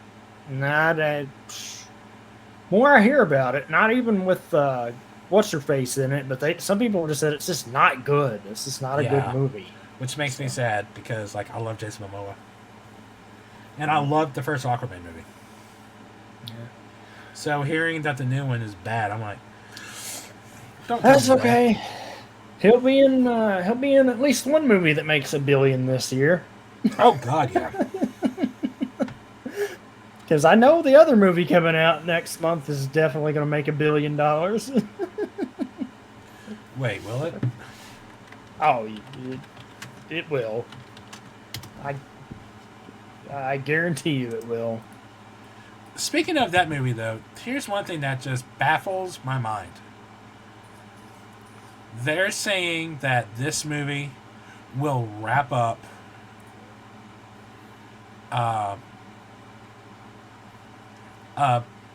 like it will like say goodbye to Paul Walker's character. I'm like, didn't you do that in 7? Yeah. Oh, you're talking about like where they're like, oh, he couldn't conclude it without saying goodbye to him, or You did that in 7. was it Vin Diesel that said that, or was it somebody Yes. else? Yeah. So Vin Diesel's over here just dropping all kinds of like contradictions and shit. And also, slight counterpoint: the last 2 Fast and Furious movies didn't even hit 800 million worldwide. Yeah. The only 2 that did were 7 and 8, like hit $1 billion. Yeah. But look at when 9 was released. What was that in the middle of? June. What did it come out with? No. Just what was going on during that era. Touche. And Hobbs and Shaw is a spinoff, so can't really count that a whole lot. Now, because the only other thing was 8. 8 might not have made that much. 8. I'm curious. I was just looking at the list. I forget it's not even called 8. Okay, so 8 made 1.2 billion. Yeah, so 7 made 1.5. And then Hobbs and Shaw made 760. F9 made 726. Yeah, so we'll see. I think I don't know. But I'm curious about it. It's one of the I things. am, but I'm not. Like, it's one of those. I'll see it just because, like, I like the series, but at the same time, they're getting ridiculous. It's getting more ridiculous. Like, but that's the last movie was borderline not fun for like a good portion of the film. Like, I was just like, really? You're doing okay, whatever. And you brought him back? What? Okay, whatever. So I don't know. We'll see. I was gonna have Michael Roker back in it. Interesting. Yeah. Like, we'll see. The only thing I can think of is Jason Momoa and Vin Diesel are going to have a kick-ass fight. Can't he not lose a fight though, or is that just the? That's The Rock. The Rock's the one who has the can't lose a fight on screen, which that just leads to a whole other bunch of stupid shit anyway. Yeah. Which they were going. Was it also this week? Speaking of The Rock, they announced they were going to do the live action reimagining of Moana, starring The Rock as Maui, and the girl who voiced Moana back in that role in the live action form. And it's like, you want to talk about unnecessary? Like, wait a minute. And I'm convinced the reason this movie is getting made is because of Black Adam bombing the way it did. Ooh, think so? Dude, he's got so much bad credit in Warner Brothers now, he needs to rebuild his namesake. Yeah. Like, he's pissed off Warner Brothers, like, to the point where I'm pretty sure they don't want to work with him anymore. Yeah, that's what could have been. And plus, he and Vin Diesel are apparently feuding again. And so he's barred from being in the Fast and Furious series ever again, supposedly. Well, that's why they have the spinoff. The man's got an ego like the size of a fucking galaxy. Yeah. That's The Rock for you. But, you know, when we can get... I don't know. Now he's teasing coming back to fight Roman, too, so... Which, you kind of missed that window, dude. And now you're going to try to tease this for a whole year? Fuck off. Yeah, it's just something else, man. I don't know. I'll be curious to see what they do with the Fast 10, though. And apparently 10 is a two-parter. Like, it's not... It is. It's not 11. Like, there's 11 films, but it's not like Fast and Furious 11. It's... What's it going to be? Oh my God! Is it going to be X2? Are they going Final Fantasy? FFX 2. Don't do that. Vin, don't do that. I'm going to be expecting Una to show up, and I'm going to be sorely disappointed. It's going to be FFX. No, they couldn't do that. It's gonna have to be Fast X. Yeah, it's going to have to be. I just didn't even think about that. Like, isn't that supposed to come out next year or something? I think they did them back to back. Because Fast 10 was supposed to already have been out, I think, but it got pushed back. In February... Oh, check this out. In February 2023, Vin Diesel said he wanted Robert Downey Jr. to star in the final installment as the main antagonist, revealing a character has been developed which is the antithesis of Dom. Rodriguez said she wanted Matt Damon to be included in the final film later that month. Confirmed that the 11th film will be the final main installment, saying, "What gets harder about these films is the work off screen, blah, blah, blah." Wait, he really said this? Wow. What gets harder about these films is the work off screen. The thinking, the expanding. It's hard to continue mythologies. There's a reason why Tolkien stopped writing after a while. Don't compare Fast and the Furious to Tolkien. Oh, yeah. Don't compare the Fast and the Furious to fucking Tolkien. They're going for it, man. They're going to compare it all. Don't do that. Don't do that. That's how you upset people. There is a reason. I mean, I can't imagine building a world like that. Even the one I'm writing, like, it's so generic and basic. It's... He died while writing The Silmarillion. Isn't there, like, more books, though? Like... There's For what? Like, in the Middle-earth saga, aren't there, like, different books? So, Silmarillion is a collection, it's a compendium of stuff. Yeah. No, you done got Bella angry. There's a couple of other things that his son got put together, but it's what's caused the whole split in between like what Amazon can do versus the newer stuff that they announced, which I don't know if we got to touch on that in the past episode either. What, Ring of Power? No. The new Lord of the Rings actual movies. I can't remember if we touched up on that in the last episode. I know we're getting an anime. No. We're getting completely new stuff. I think we touched on that. Yeah. I'm pretty sure we touched on that. Yeah, The Hobbit and stuff. And The Hobbit, which was literally the shortest of those books, got 3 movies. I'll never understand that. No. I'm Hobbit is literally like 165 pages or something like that, and they got 3 movies out of it. Yes, because that makes perfect sense.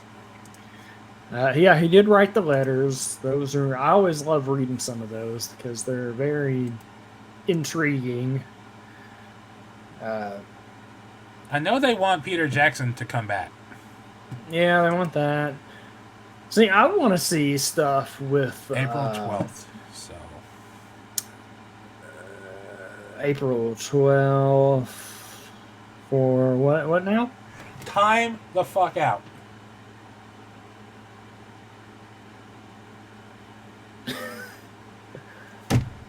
Time out. I can't be reading this right. I cannot be reading this right. If this is genuine. Mm-hmm. Am curious. Oh yeah, he wrote a lot though. I must know. Tell us now. Tell us now. I'm not believing what I'm reading here. Well, because for it to be this jaw dropping, it must be something pretty. Okay, so everything. Okay, so everything up to this point is the same thing as IMDb, and then it gets fucking weird. I don't know if y'all are ready to hear this. I don't know. So, according to this, the Lord of the Rings, the War of the Rohirrim, Yeah. animated movie coming out April 12th, 2024. So, literally in a year. What's the studio making this? I'll worry about that later.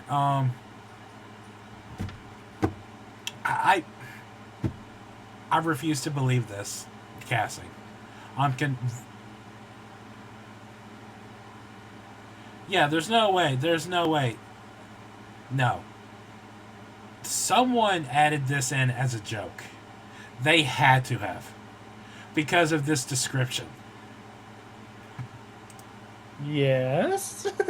Rohirrim. Okay. So, we got Brian Cox as Helm Hammerhead, the King of Rohan. Hammerhand, excuse me. Mm-hmm. We're getting Miranda Otto back as Eowyn. Yep, she's playing her character. Gaia Wise as Hera, the daughter of Helm who helps defend their people. Luke something as Wolf, the ruthless leader of the Dunlendings who seek revenge against Rohan for the death of his father. Lawrence Ubon Williams as Freyleif Hildesson, Helm's nephew and successor to the throne. I see what you're talking about. Read those descriptions and tell me, like, that's fake. Yeah, that's fake. Because I was like, wait a minute. Sean Dooley as Freka, Wolf's father, blah, blah, blah. And then we get into what I'm assuming is the fake fan casting here. Elijah Wood as Frodo Baggins, a hobbit and leader of the Shire. Yep. Tim Curry as Gandalf, Frodo's stepfather and a wizard. Chris Rock as Legolas, the one of Frodo's best friends. John Goodman as Aragorn, the one of Frodo's best friends. I'm like, what? I was so confused. I was like, what the hell has you so jaw dropped over? I was like, what's going on? It can't be that bad. Oh. I understand now. Make sure you English right. No, it's the one of Frodo's best friends. Like, it's not even that, like, Chris Rock as Legolas. Really? Hey, that would be interesting. No, it wouldn't. How do you go from Orlando Bloom to Chris Rock? Oh, man, that would be that'd be something for sure. And then Tim Curry as Gandalf. Like, the man can't even speak properly. Poor guy. Oh, man. No, I know he's got something coming out, but I don't remember. Who? Tim Curry. I don't know if he has anything coming out or not. I don't think he's been in much of anything lately, has he?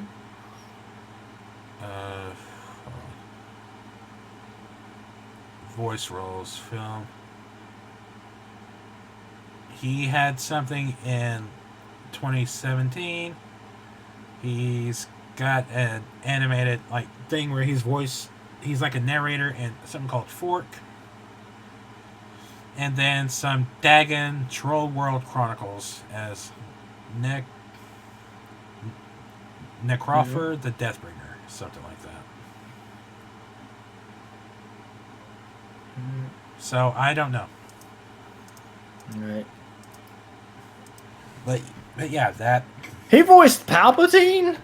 Oh yeah, he was Palpatine in a few episodes, and what? I loved Tim Curry, but the episodes where he was Palpatine just threw me off and took me out of the episode. I couldn't take it seriously.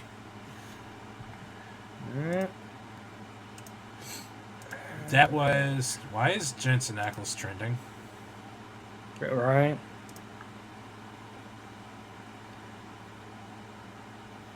Right. Oh, I forgot. Wait, he was Nigel Thornberry? Did I not remember You that forgot right? that? Yeah. I don't know I'm your embarrassed. Yeah. Look, some of the stuff I forgot, man. So going back to DC for a second, if you can. Yeah, what's up? Seeing Jensen reminded me that, everyone and their grandmother is campaigning for him to be the new DC film series Batman. Now, I'm all for that. But the more I see of the guy playing Superman and Superman and Lois, the more I wouldn't be opposed to him taking up the mantle. In the film universe. Why? Because I really like what I see about him. Well, my whole thing with the Jensen argument, and I was like, if you're going to put him in the DC universe, just make him the live-action character he played. He's too old at this point. He's almost 50 years old. He's 47. I mean, he can absolutely do it, but he... Are you kidding me? No. Because he did, he was Red Hood, wasn't he? He was Red Hood in the animated movie, but I feel like he'd be better for Batman at this point. I'm Batman. No. Oh, yeah, he did voice Sephiroth. Holy shit. I'm talking about Tyler Hoechlin? Hoechlin? Yeah. Hoechlin. But the first thing he was in was in 1998, and it's something we briefly talked about one time. Do you remember the Disney sing-along songs VHSs? Oh, man, I remember those. The first thing that he's listed as was he was in one of those. Hold on, I gotta look this up. I gotta see this.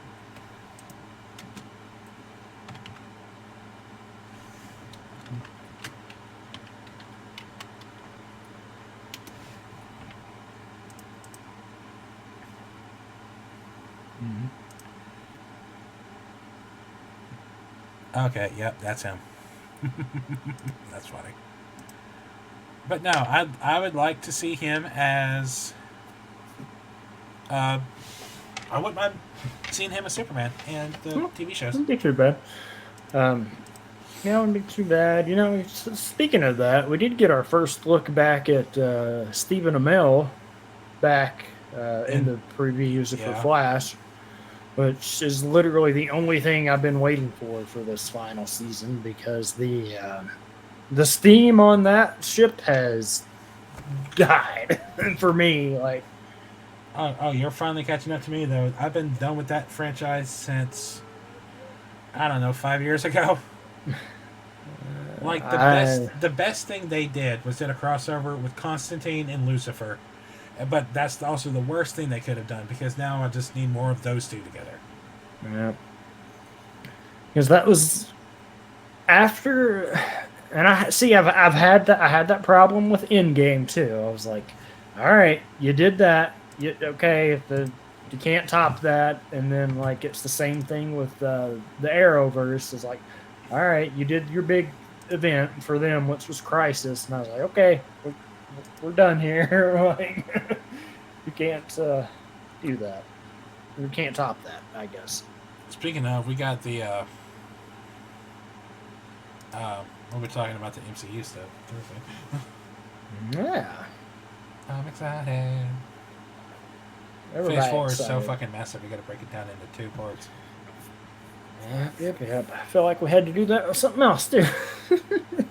No, MCU Phase 3 was one. Yeah. It was a very long one. So, irrelevant. I know. That was irrelevant. Irrelevant. Yeah. This poor man is going to make me rewatch Eternals. Listen, I give Bella credit in her opinion on the movie, I feel like I need to go back and rewatch it. Because I haven't seen it since it came out. And I feel like I need to give it at least another shot. So, he's going to be like, nope, this is still bad. No. It wasn't my cup of tea. I mean... No dying. Because it felt like it was all over the place. I'm like, what do you mean they can't interfere? Which we'll get into all of that next week, but... that's... I don't know. No death, though, Strix. D&D movie was good. I don't know. There's been so much stuff going on here. Speaking of movies, I saw something that stuck out the other day that I meant to bring up on here. We're already getting a new Resident Evil movie. Oh. They're already planning to reboot that series. I hadn't seen that. When did that come up? Actually, let me look this up real quick. Because I want to make sure this wasn't a April Fool's joke. I'm gonna say, because the only thing I remember was the animated movie. Yeah, that thing. Which I can't wait for that. Yep, that'll be good.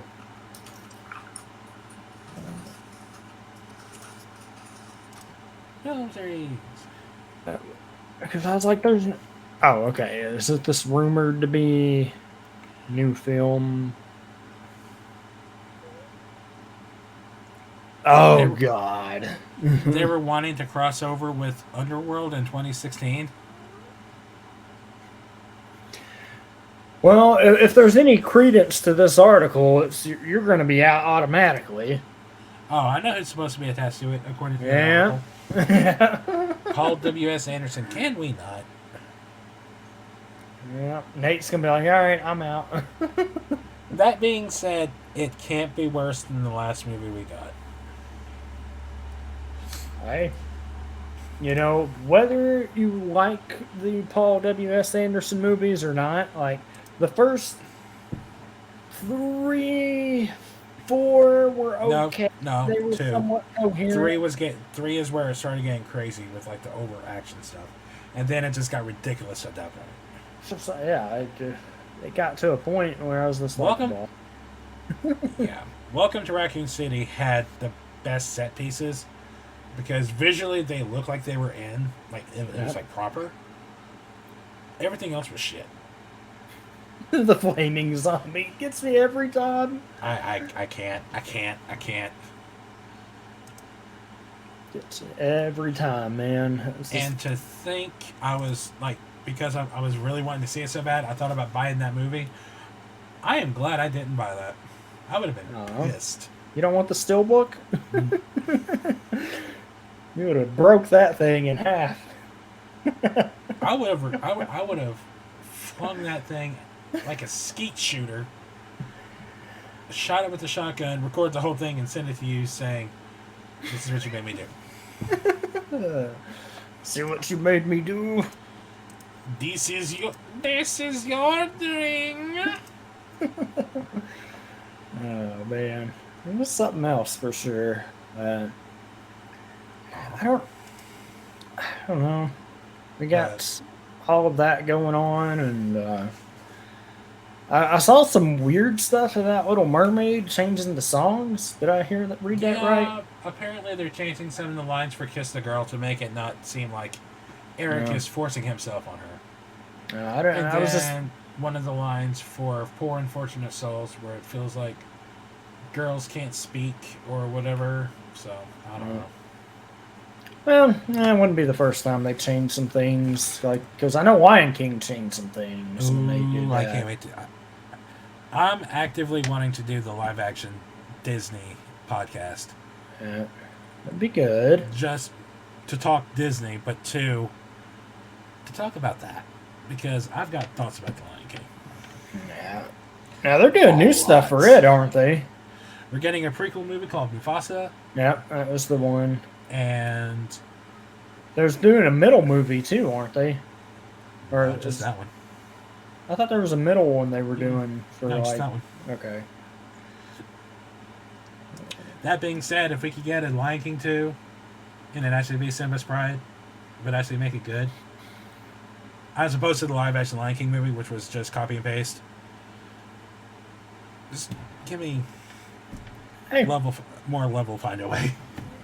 Hey, I liked Simba's Pride. It was a good movie. The Lion King 2 is the best sequel. What I meant was, because no one, as usual, I misspoke. The Lion King live action movie was copy and paste with a few changes, but the changes were bad. Oh, yeah. Make the sequel actually a good movie, as in the first movie wasn't great. Make the second one a better film. No, that makes sense. I don't know. I'll see what they're going to do, because they're doing the prequel one. It's going to be more Mufasa, isn't it? Basically. Yeah, it's about Mufasa. So. Yeah. I don't know. I'm curious to see what they do with it, and. What is this description? What is it?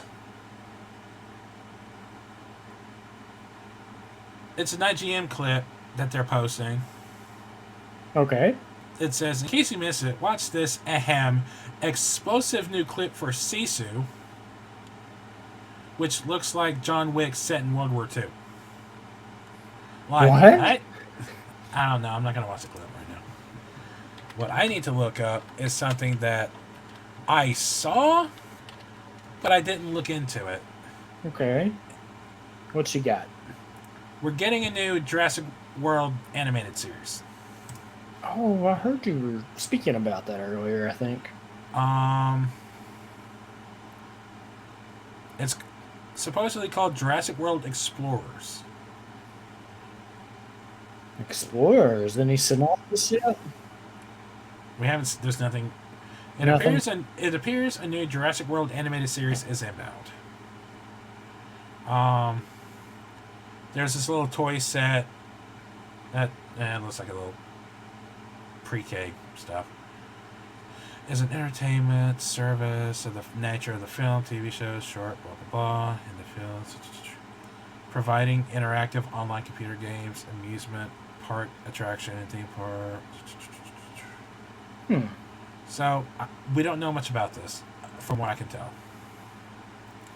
Okay. But obviously, I'm expecting more stuff for Jurassic Park in the coming weeks and months, because June is the 30-year anniversary for Jurassic Park. Yeah, that'll be soon. I'm expecting some sort of either movie news or TV show news or something to come out of the 30th anniversary. Oh, it'd be something. Even if are they going to do? Are they going to pull the rabbit out of the hat and re-release that in theaters? Because I'll go see that. Oh, I'm seeing that. I don't give a fuck. I will go see that. Talk about reliving the nostalgia. Go see originals. IMAX re-release. See y'all. Oh man, that'd be good. They should do that, because just imagine every single re-release that movie has gotten in theaters or IMAX. I have seen it. I don't care. No, so let's think about that for a second. If they did that, so I don't have to think about it too hard. Jurassic Park re-releasing? All right, I'm saying it. Because, well, no. On top of what else they're doing, so you'd have Return of the Jedi, Return of the King, Jurassic Park, all in theaters within the same year again. Last August and September. August and September. They re-released Jaws and E.T. to theaters. Yep. So. And they. And then James Cameron decided, hey, let's re-release Titanic. Then let's re-release Avatar 2, because. Man, they go crazy with it, man. I was just like, wait a minute. But I don't know. It's dumb. But apparently, Mario is considered like the best animated movie of all time. What is it? Apparently, the Mario movie is considered the best animated movie of all time, and I'm like, okay. Yeah, that's what I've been hearing. Still haven't seen Avatar 2. Well, I haven't either. So. Strict, you waiting on that 9-hour cut, aren't you? Ooh, hold on. Oh no. Sorry, this is random, but Anime BluesCon just announced the new guest, and it's not selling my desire to be there. Alex Lee, the voice of Zenitsu. Huh. And he was also one of the androids in Dragon Ball Superhero. He is also in Tokyo Revengers and Final Fantasy VII Remake. Whoa. What? Tokyo Revengers? Who is he in Tokyo Revengers? Doesn't say on here. Oh, I gotta see. Hold on, I'm looking it up. That is my anime right there. Oh, I know. That's why I said it. That's why I said it.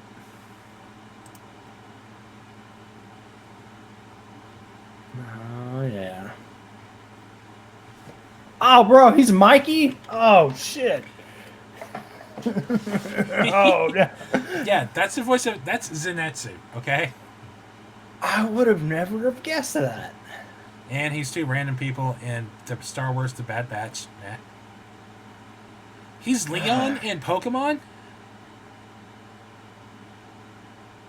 Mm.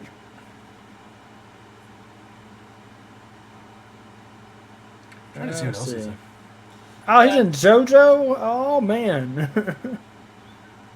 Yeah. Not someone that I'm... Wait, I know. Let me geek out here for a minute. Oh, go ahead and geek out, please, by all means. Wait, you don't know if you want to see Avatar 2? Really? Why not? Ooh. I know you really enjoyed the first one.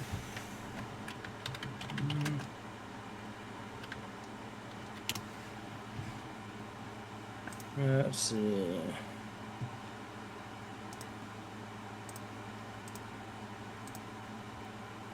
Yeah.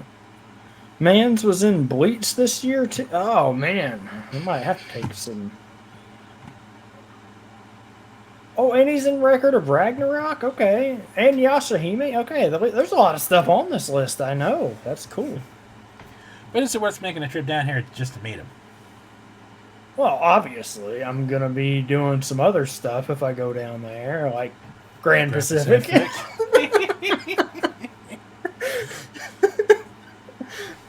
Just take a week. Just take a week. Come on down. We got you. Oh man! If And, only I had a week off yet. I mean, you got summer coming up. Yeah, I'm not off for the summer though. I mean, you don't know. Better hope not. Yeah, that's I need work. I need money. We've got to have money. We've got to have money.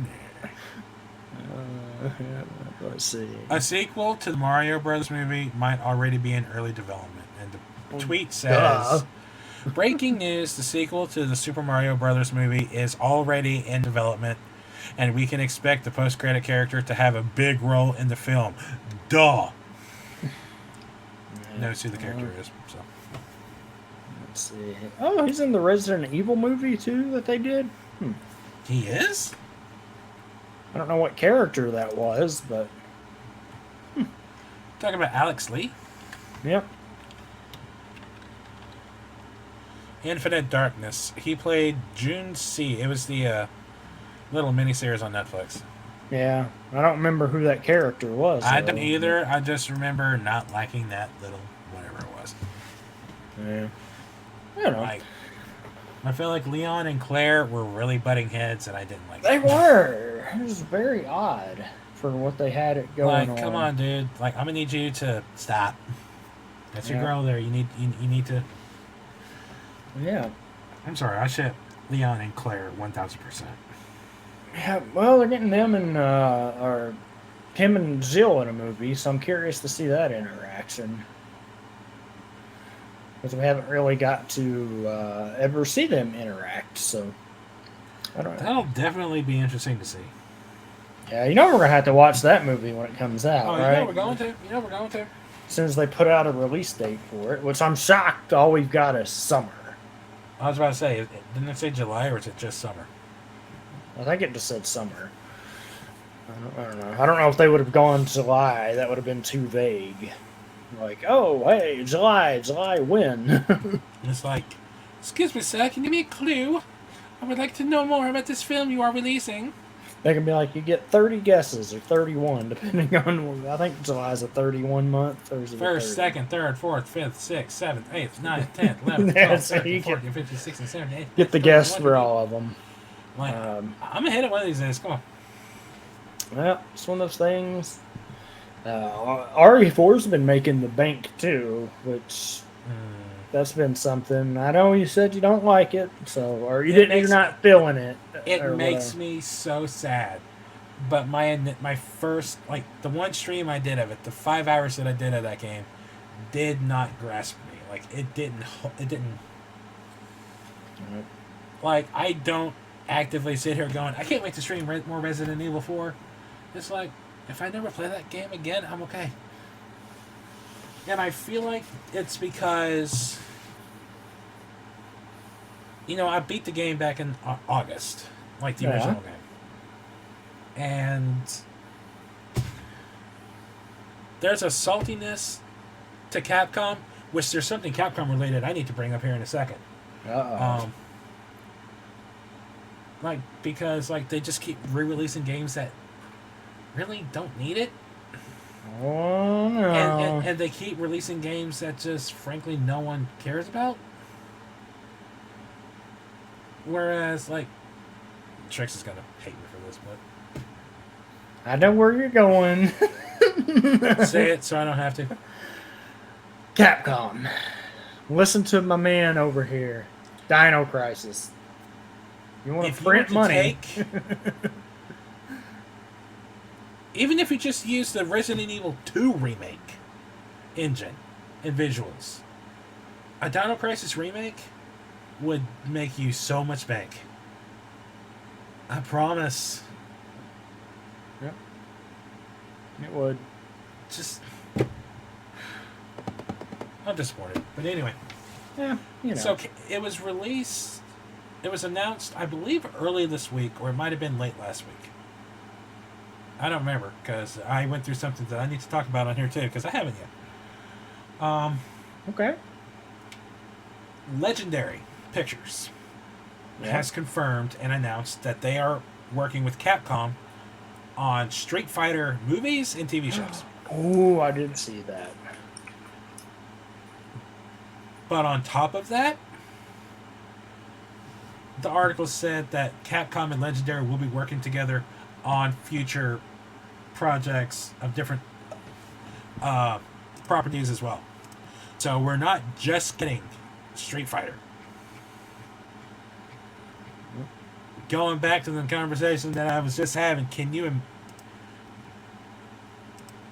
on one hand, I'm nervous about the possibility of like a Dino Crisis movie or TV show. But on the other hand, I love Legendary.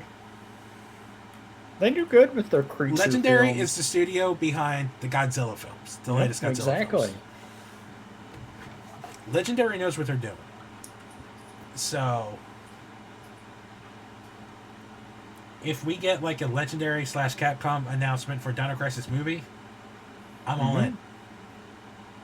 That'd be cool. But I'll still be watching it like a hawk, like seeing who's the writer, who's the director, who's the producer, who's the cast. Because if I see Paul W.S. Anderson, I'm gonna be pissed. But oh no. I had one of the most interesting weekends last week, and if I never go through that again, I'll be the happiest person on the planet. For those who don't follow me, first off, ouch. Second off, last Friday I had my first tornado experience. Yeah. And come to find out, like looking at reports and stuff, their tornado apparently didn't touch down here. We got the outskirts of the tornado. Mm-hmm. The tornado touched down in Covington. Yep. Like between here and Covington, which is about a 30-minute gap between us and here. It touched down like right in the middle somewhere. So the tornado itself apparently never hit us. We just got the winds. Which, that was still fucking terrifying. Oh, yeah.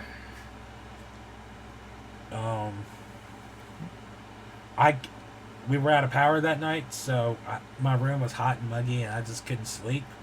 So I got zero sleep that night. But my brother's still over there working on trees from the damage. Yep.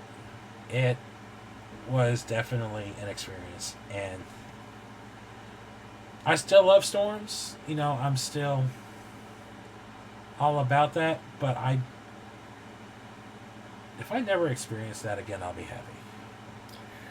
See, I had a similar thing happen when I was younger, and that's what spurred my affirmation with storms, because I had something similar to like that happen, and I was like, ooh, I like this, but maybe that's just the crazy side of me that was like, yep, need to go deal with these. That was even like before I saw Twister too, so I was just like, ooh, I like this thing, but you know, they're dangerous. Don't let that be understated. And hey, Kamikaze, what's up, buddy? Glad you are back with us. Welcome on back, since we're not talking about stuff anymore. Talking about all kinds of craziness. I don't know. I said, get the video games for the RE4 was good. I'm glad you're loving it though. Like, oh, I'm loving it. But my gripes with the game aside, I'm glad the game. Well, I'm glad you're enjoying it because you were hyped for that. Yep, like I said, it's one of those things where I was like, ooh, I don't know about this, but the more I saw... Isn't RE4 your favorite game of all time? It's right up there. I know, it's either that or one of the Zeldas. It and Ocarina are up there, but like I said, that maybe that's part of it. I'm not wondering if that isn't part of it for me, too. It's like, that was a staple game of me growing up, and like, it'd be the same for you, like a Dino Crisis, as me as the RE4, because like that was the game. 2004, whenever, 2004, I think is when that came out. So it was a fun time. Was it 2005? I thought it was 05 was the. It might have been 05 because I thought 05 was the PS5 or PS5 version. Good lord, PS2 version. It had to be early 2005 because it was. Because, yeah. Because, fun fact, Nate, I don't know if you know this or not. You might. Let's see. What am I not knowing? What RE4 was supposed to be. Apparently a Nintendo exclusive from what I just read. Yep. But apparently Capcom said, no, this doesn't fall under... Yeah, Resident Evil 4 was ported to the PlayStation 2 after Capcom stated that it did not fall under the exclusivity deal with Nintendo. So it was originally released on GameCube. GameCube. Which to this day, the no, but the GameCube version was better, honestly. I look at the GameCube controller and I'm just like, how? How do you play that? Oh no, man! It had the best controller. The N64, the GameCube did? No, hold on. Oh, you talking about the chainsaw? Yeah, the chainsaw. Okay, no, the GameCube controller looks fine enough. I think I was talking about the N64 controller. Yeah. Only $500 on eBay. Wait, was there a chainsaw one for the PS2, Kitty? I don't remember that.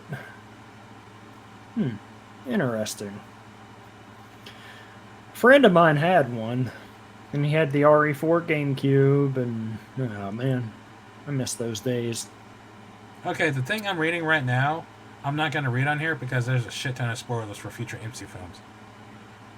But it all has to do with my girl Wanda, and I kind of don't like what I see. But there is a name drop here that I'm like, ooh. And I'm not going to share it either. So.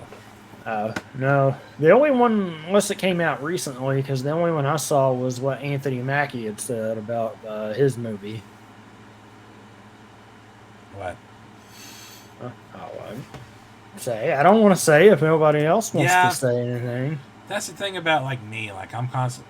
Why is Forspoken trending? Who knows?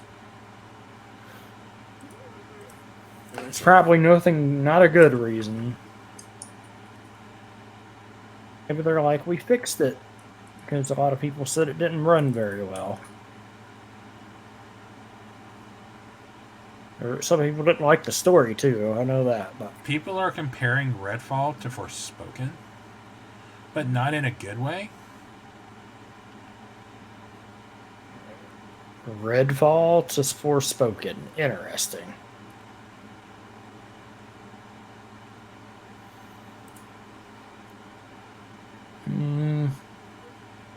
Comes out soon, doesn't it? Redfall comes out at the start of May, I think. Yep. Like, apparently, like... Yeah, people are saying, like, Redfall's not as bad as Forspoken or some shit. I don't fucking know. But I've heard Forspoken is really good. Yeah. I still want to try it still, so... I kind of want to, but I don't have an Xbox Series, so... Yeah, I'll try it out and see. I'm just glad that I'll get through RE4 before the next thing comes out, because that's going to be the next thing that eats up my time here in a couple weeks. Hey, I'm excited for that. That's going to be... I'm having the hardest time avoiding videos for that now, because there's so many Star Wars cosplayers that I follow. Just, hey, I like the cosplay. I'm going to follow this person. And it just... next thing you know, it's all like video. I'm like, stop! Well, they haven't really shown too much of it, have they? They've shown quite a bit. Oh. Like, we got like people have been playing like 4 hours of it. And, see, I haven't seen that. And including someone that I follow and watch quite a bit. She was one of the people selected to play like 4 hours of the game, and she's got this massive like video on YouTube that talks about like the upgrades and the changes and like just the game overall. And I'm like, I can't watch that yet because I want to be surprised. I did see some of the customization for like the character outfits and the weapons. I did see some of that, and I'm like, what? I did see some of that for the customizations. That's the one thing I saw. And I'm like, I don't want to see any more. Stop. No, I'm just curious to see what they do with it, because it was a breath of fresh air, and replaying it reminded me of that, because there was some of the stuff I was like, ooh, this is good. Same, but I have the problem. You had a different, yeah. Like, I love the game, don't get me wrong. I love what it does. And, like, I remember when that game was first announced, it was announced in the dumbest way. It was at an E3. And it was during, like, an intermission of sorts for a conference. And the girl, I can't remember who the interviewer was, but she's sitting there in the audience, sitting next to, like, the developer or something. And they're talking about Star Wars games, blah, blah, blah. This was when they announced Squadrons as well. And the dude was like, yeah, we got another game coming out called Jedi Fallen Order. It's an action-adventure hack-and-slash game or something. And you play as a Jedi, and that's all they said. And that was the announcement for the game. Yep. And up until the point we got the first trailer, people were nervous, like, this game's gonna suck. This game's gonna suck. And then the game came out. This game does not suck. And it's like, ooh. But the game, at least for me, suffers with, like, I played through it like 3 times. The initial release when the game first came out, which was one of my favorite gaming experiences because I love the game. And then I streamed it on Twitch, and because you were doing the next gen update, right? My latest one, yeah. Yeah. But my first stream, it was just a standard. Hey, I have this game. I'm gonna stream it. Star Wars. Yeah. Why not? And the stream went decent, but I definitely felt the fatigue of the game streaming it. And this last time, like, I had to stop. Like, I just couldn't do it. Like, it.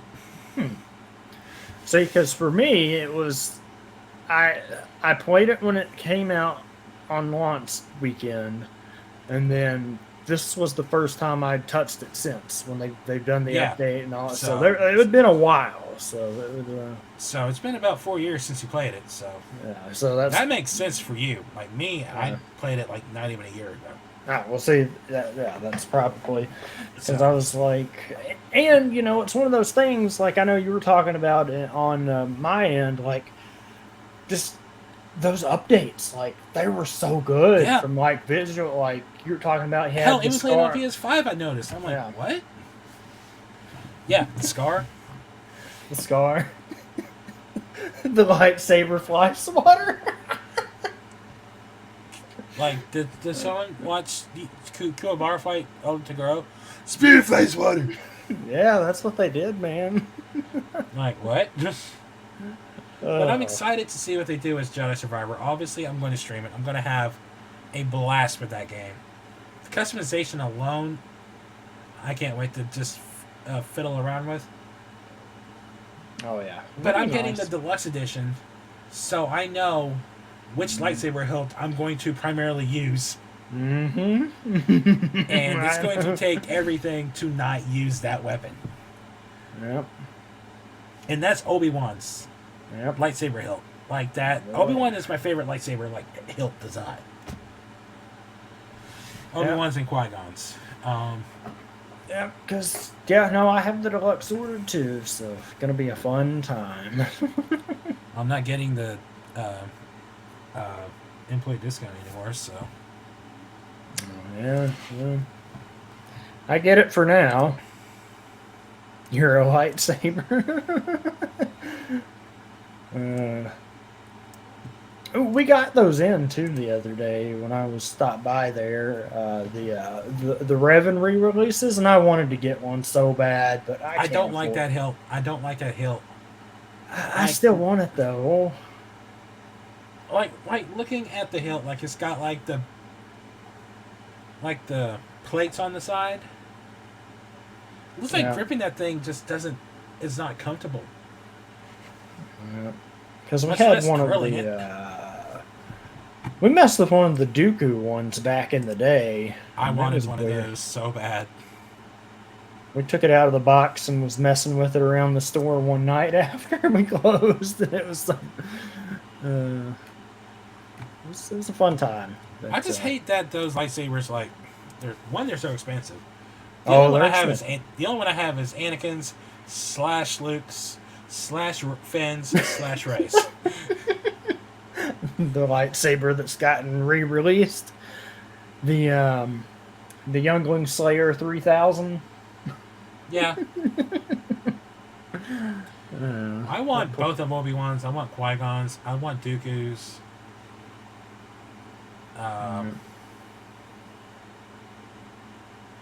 If they release Ray Stevenson's from Ahsoka, I'm going to want that one.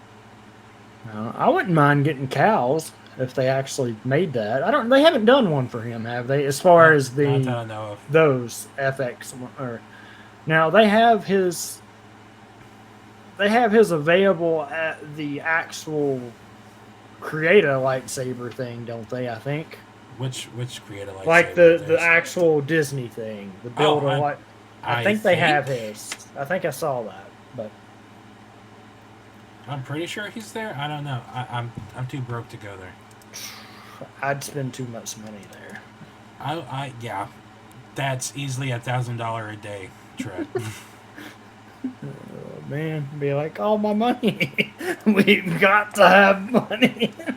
Bella, have a good night. Thank you so much for hanging out. We will catch you later. Yeah, catch you later. By the way, before you go, Thursday, what we're talking about? Yay? Yeah? Mm-hmm. We're talking about upcoming games and releases that we're super excited about. Good night, Dutch.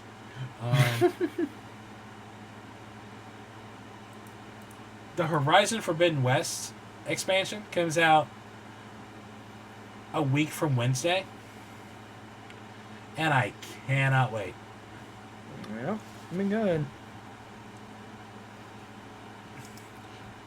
Not the Twilight podcast. That is the next one. I'm talking about the MCU Phase 4 Part 1.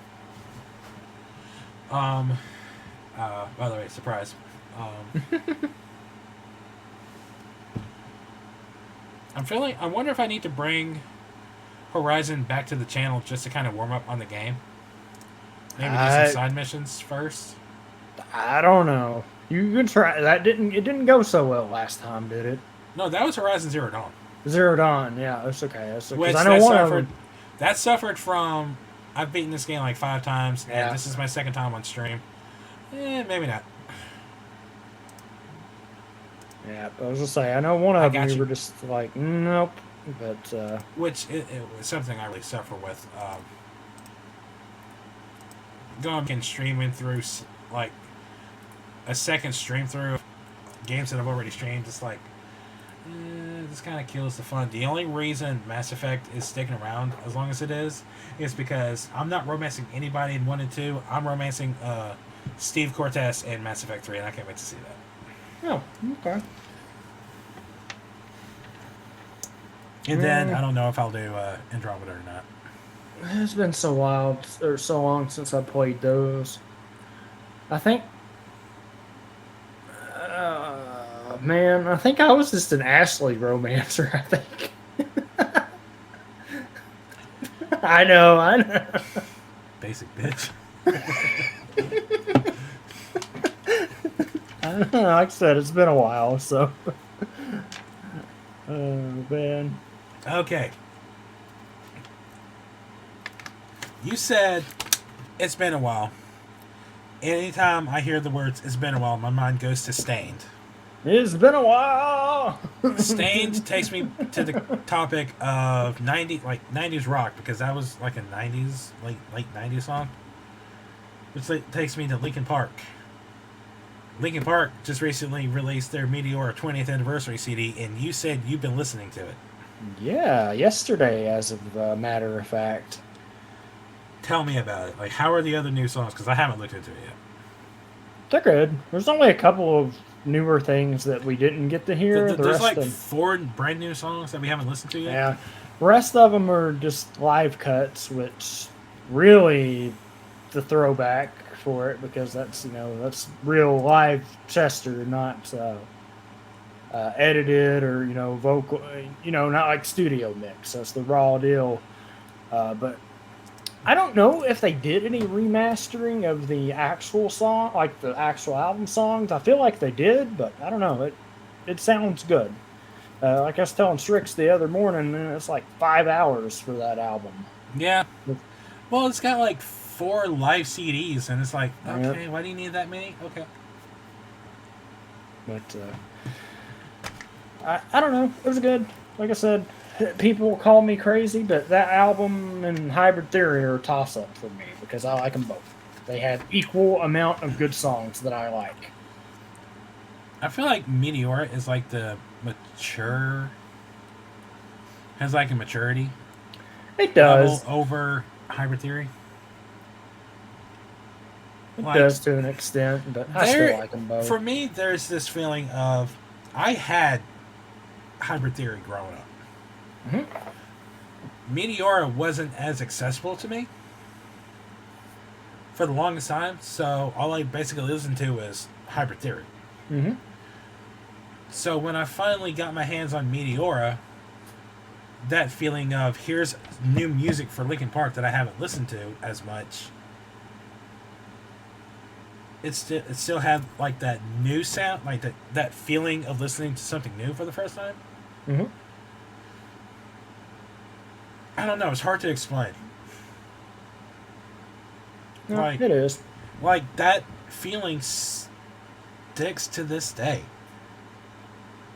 and I can't explain it. Like I know it sounds weird. Like I'm talking like it sounds like I'm just talking bullshit. But no, I get it. I think it's just like I prefer Meteor because the songs sound more mature. Yeah. No, there's something to that, but like I said, I like them both. But and then we got Minutes to Midnight, which was like, huh? Yeah. I remember like the first half of that CD I liked. The second half I didn't. Yeah. Come on now, you don't want to deal with. Was it 2007 or 2008 when Transformers put that on the map? That song. What I've done. What I've done? Yeah, everywhere. It was everywhere that year. I never cared for What I've Done. I was always a fan of New Divide. No, New Divide was good too, but New Divide was my favorite. Like I don't like What I've Done. Oh, but it like you, it was everywhere that year. Those are my favorite. Those are my favorite things on TikTok there for a hot minute, and it was like if this movie or if this was made in 2007, it starts playing. And I'm like, yeah. Didn't you send me one of those that was Probably. Like Jurassic World? Yeah, I think so. And it was like the final scene of her walking out onto like the heliport. Yeah. And it had What I've Done playing. Yeah. And the guitar riffs hits as she roars and it cuts into the credits. Yep. They're doing all of it, man. I'm like, no. Not a fan. It was everywhere during that run, but I don't know. It was just weird. That's been the main thing for me is actually getting new Linkin Park. I say new because I know it's not new, but it's new to us. But yeah, especially when they dropped that first one because that's the most complete one out of all of them because they were like, yeah, we had it mixed, ready to go. It was going to make the final cut, but it's too similar to Numb, so we didn't release it. I'm like, I mean, they made the right choice. Let's be honest here. They did, but it's been, I don't even know. It's been weird, and it's been a good kind of weird because I'm like, oh, we're getting stuff like, and they do. I've listened to the 3 songs, Lost, the one that released after, and the 2 that released after it. Fighting Myself, I think, is the other one. I think Fighting Myself. There was another one. Healing Foot. Healing Foot was my favorite out of those 3. I think I agreed. Yeah. It's one of those things. Can we get more of the... I don't know. I wonder if they have other deep cuts like that for each album, or is that it? I wondered the same thing about Skillet. Like, for every album they release, John and Corey write about 40 to 50, sometimes even 70 songs per album. Mm-hmm.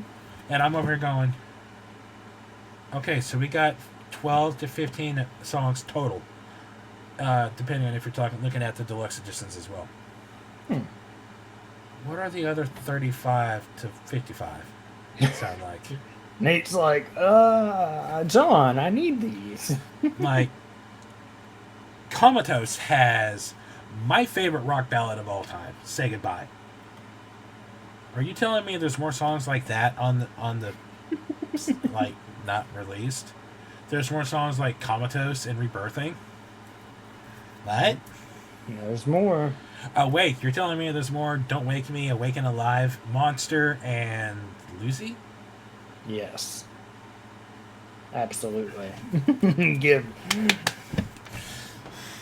They're going to say money, money, money. Like, bands do it all the time, releasing, like, B-sides and, like, unreleased songs. Yeah. And then there's the thing that John said he's wanted to do for a long time. John wants to do a Bon Jovi cover album. Oh, that would be something to see. It'd be good. I think with like the the music, they could nail it. But I feel like John's voice would just be so good for like You Give Love a Bad Name, Living on a Prayer. I'll Be There For You. A bad name. But the one that really sticks out to me is Bed of Roses. Like, I picture John singing that, and I'm just like, I need this in my life. Oh, man. But as long as they do Bad Medicine, that would be fine. That's my favorite song. Oh, that'd be good, too. That'd be good, too. It's an underrated song, in my opinion, as far as the other ones that they have. That's my favorite one, honestly, man. Just, like, I don't even know. And then there's one song that was on... like, All About Loving You. I'd be all about them singing that one. Ooh, Wanted Dead or Alive. Ooh, that would be a good one. Of course, all I think about on that one now is Supernatural.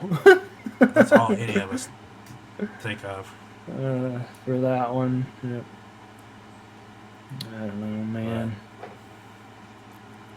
Like, there's just so much they could do. And I'm like, John, come on. Oh, yeah. Like, back when, I told Bella this the other day, like, a couple of weeks ago. Back when Awake was coming out, the entire track list was released. But number 12 stayed blank. Because nobody knew what that 12th song was.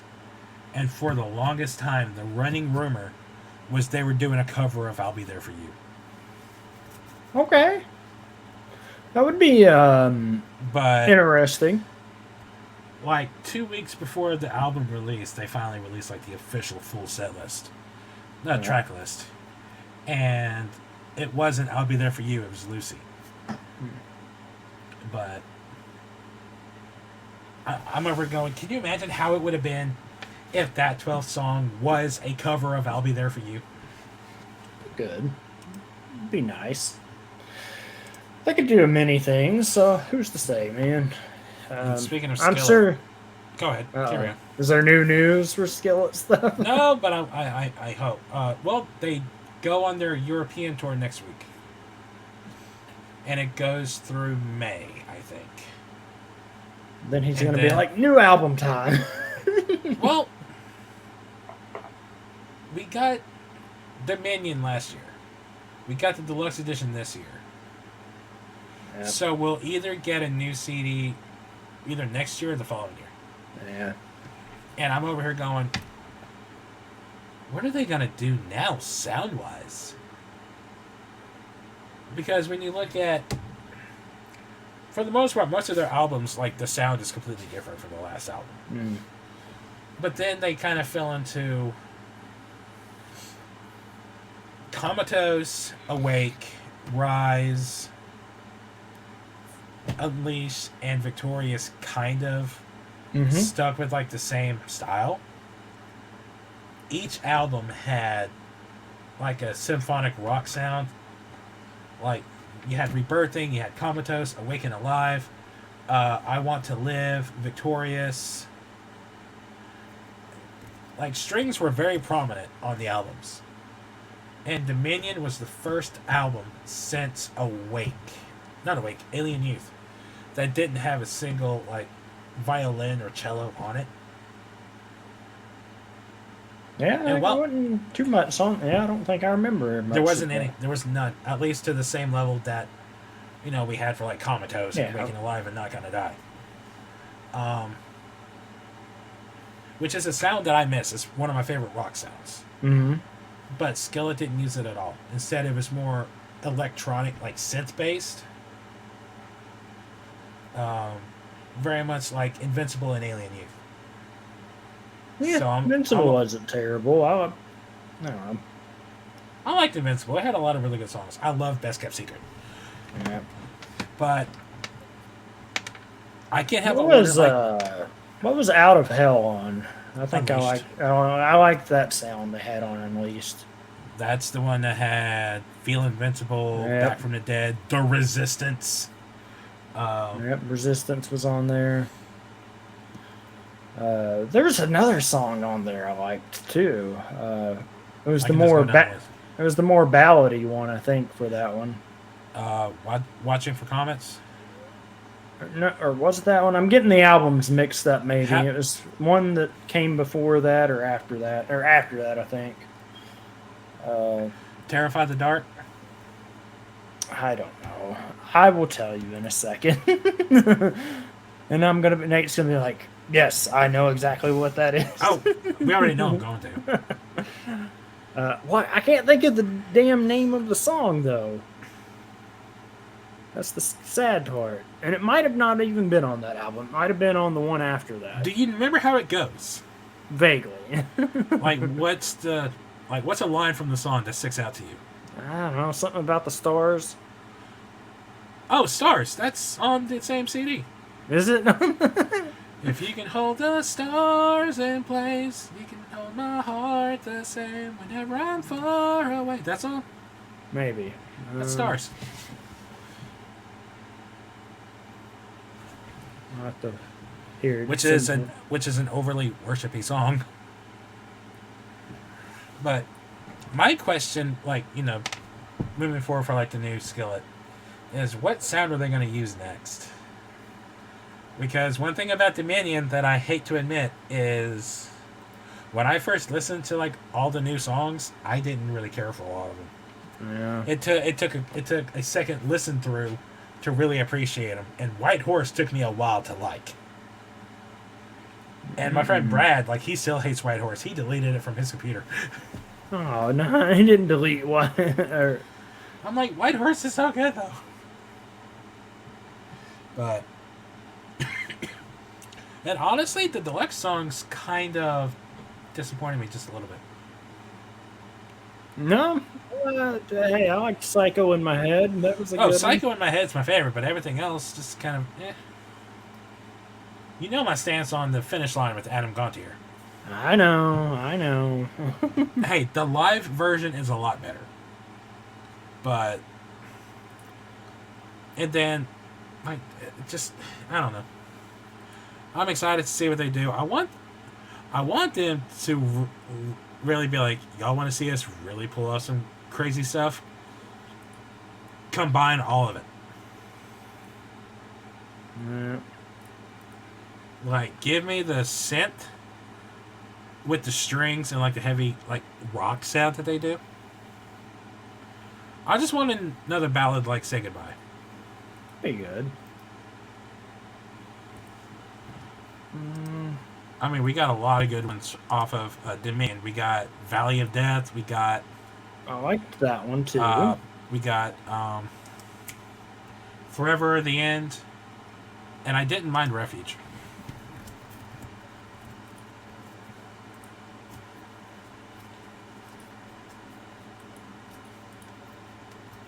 This is driving you crazy, isn't it? It is driving me crazy. It's driving me crazy, too, because I want to know.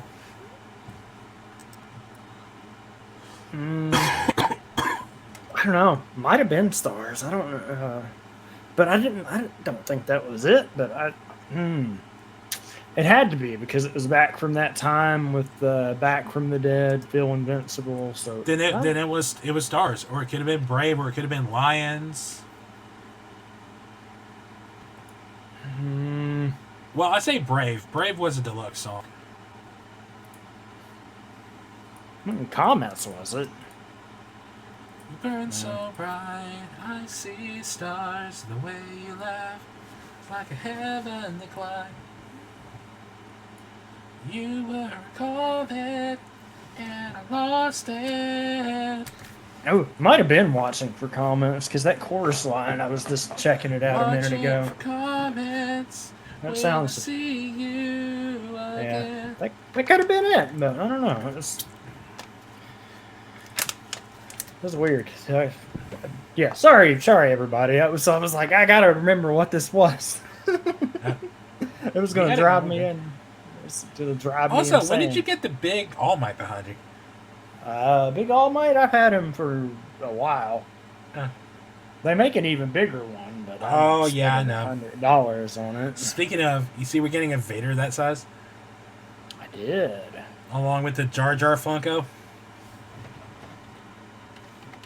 That reminds me. Let me look at something.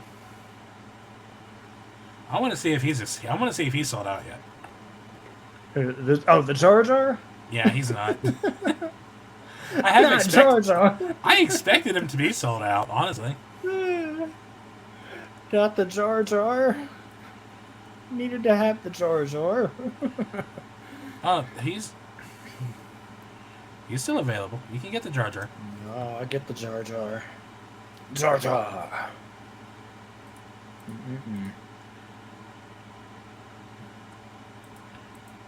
Oh, there's a new The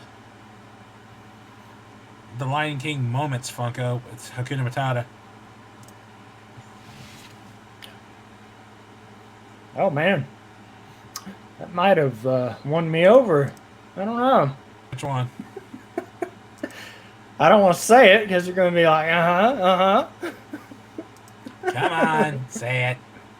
Oh, it had, it was going through the shuffle for a second and had Finish Line on there. Which one? The original. The original's not bad. No, it's pretty good. It's not my favorite, but it's still. I don't know. This is weird that they were like, yeah, we'll do that one. That's the one we're doing. I don't know why. Like, they released, like, they did like a Q&A, like last week before the Psycho in My Head video released. Mm-hmm. And one of the questions was, what are some songs on previous albums that you have not played live but you would love to? And I think Corey's the one who said Never Going Back, which is my favorite song off of Victorious. And I'm over here going, can we please get Never Going Back live? That'll be good. Like, and then I can't remember what everyone else said. Oh, what did John say? I'm curious. I can't remember. I remember everyone else's answers was just like, okay. And then Corey says, Never Going Back, I love you. But oh man. They did a couple months ago, they did a show on a cruise. And it was like a military show or something. Mm-hmm. And one of the people wanted to hear One Day Too Late, which is off of Awake back in 2009. Mm-hmm. And I can imagine, like, if you don't... Bands, like, I can imagine, like, if they don't play a song after the initial, like, recording of the song to go on the album, if they're not going to do it live ever, they just forget the song exists and how it goes. Yeah, I've seen that happen before. All the times that John has gone back and revisited old songs live, like, he's nailed it every time. And so he did an acoustic version of One Day Too Late on the guitar. He did, like, the first verse and chorus, and I'm like, can we just bring this song to the set list? Because it's one of my favorite... It's another one of my favorite ballads from them. It and American Noise. Yeah. It's not too bad, for sure. Definitely a fun time with it. And but I'm excited to see what their European tour is going to be. Yeah, because, that'd be something. Like, that's a full-on... like, they're headlining it, so I imagine we'll get, like, the full set, so I'm wondering what songs are going to stay on the set list and what songs are going to be added. Yeah, do you think they'll swing back around in the fall? I'm sure they will. I have no doubt they will. Because that would be wrap up touring in the fall, work on a new album next year, put it out the year after that, maybe. I don't know. Sounds about definitely. Anyway. Which is going to kill me because just knowing that they're coming out with new music, I'm like, okay, I'm going to be stalking shit every fucking day. Anytime they post something on YouTube, anytime they post something on Instagram, TikTok, I'm going to be listening, like, see if there's any new music, like, playing Like, is that going to be something new? Because they used to do podcasts. Well, podcasts. Not to the extent that, what we know what podcasts are. Mm-hmm. Their podcasts were just like them on the road every day. Yeah. And I watched every single one of them. Well, but this was back when, I want to say Wick was coming out. Like, they kept releasing, like, just little teases here and there. And I was like, oh, this is so good. This is so good. Just makes me happy. Yep. See, because like I said, my version of them are they're getting ready to announce their fall tour, and I'm hoping that they come by here. Camelot, again. Right? I hope they come by here. They put on a great show live, and I love all of their stuff. I haven't even looked into them. Like, I know the band exists, obviously, because of you, but I haven't actually listened to them.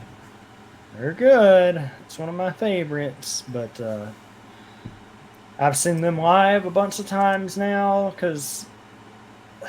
So they got a new singer back in 2012-ish. Oh, it's not even the same singer? Well, it's a new singer, yeah. He's new, but he's not like... But I got to see them on the first tour with the new guy after that. Oh, man, he's spot on. He's that good. And it's hilarious. You got to meet him too, right? Oh, I've met him. I've met him twice now, and Kitty was at the shows too. He was there, and like, I kid you not, the first one we went to with the new guy, like the venue they were at, like it was like that close. You could reach out and touch them. And I love shows like that because it's just like they're playing and. That's how one of the venues here is. Like every time Skillet plays there, like it's small, but it's a good time. And the first time I was at that show, like I got the VIP tickets. I was literally like, the desk is the stage. This was me during Skillet's set. It was like I was leaning on the stage while Skillet was live. Oh yeah, and some of the pictures I got from that show. Yeah, so mine was. See, and it's hilarious too because the singer, he has another band too. It's much smaller, and like not a lot of people know about it. So I had VIP the second time around. I went to see him, and I actually got to talk to him for a second. I was like, "Hey, man, when are you?" I was like, "This show's great and all. When are you bringing your other band here?" And he was like, "You actually know about them?" I was like, "Yeah, buddy." Yeah, he was kind of shocked by that. Don't you love it when that happens? Yeah.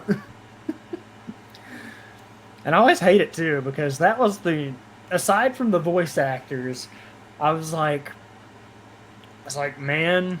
I was like, I want to go talk to him, but I know he probably gets 1 million people a day. Like, hey, man, whatever. Like when they're at the shows and stuff. But I got a similar thing about that. I got two things to touch up on this. But I was like, hey, Tommy. It was an Anime Blues Con one year, and Scott McNeil was here. Yep, I remember that year. And we were at the bar, for like the after hours stuff. Mm-hmm. And Scott's there. Oh, no.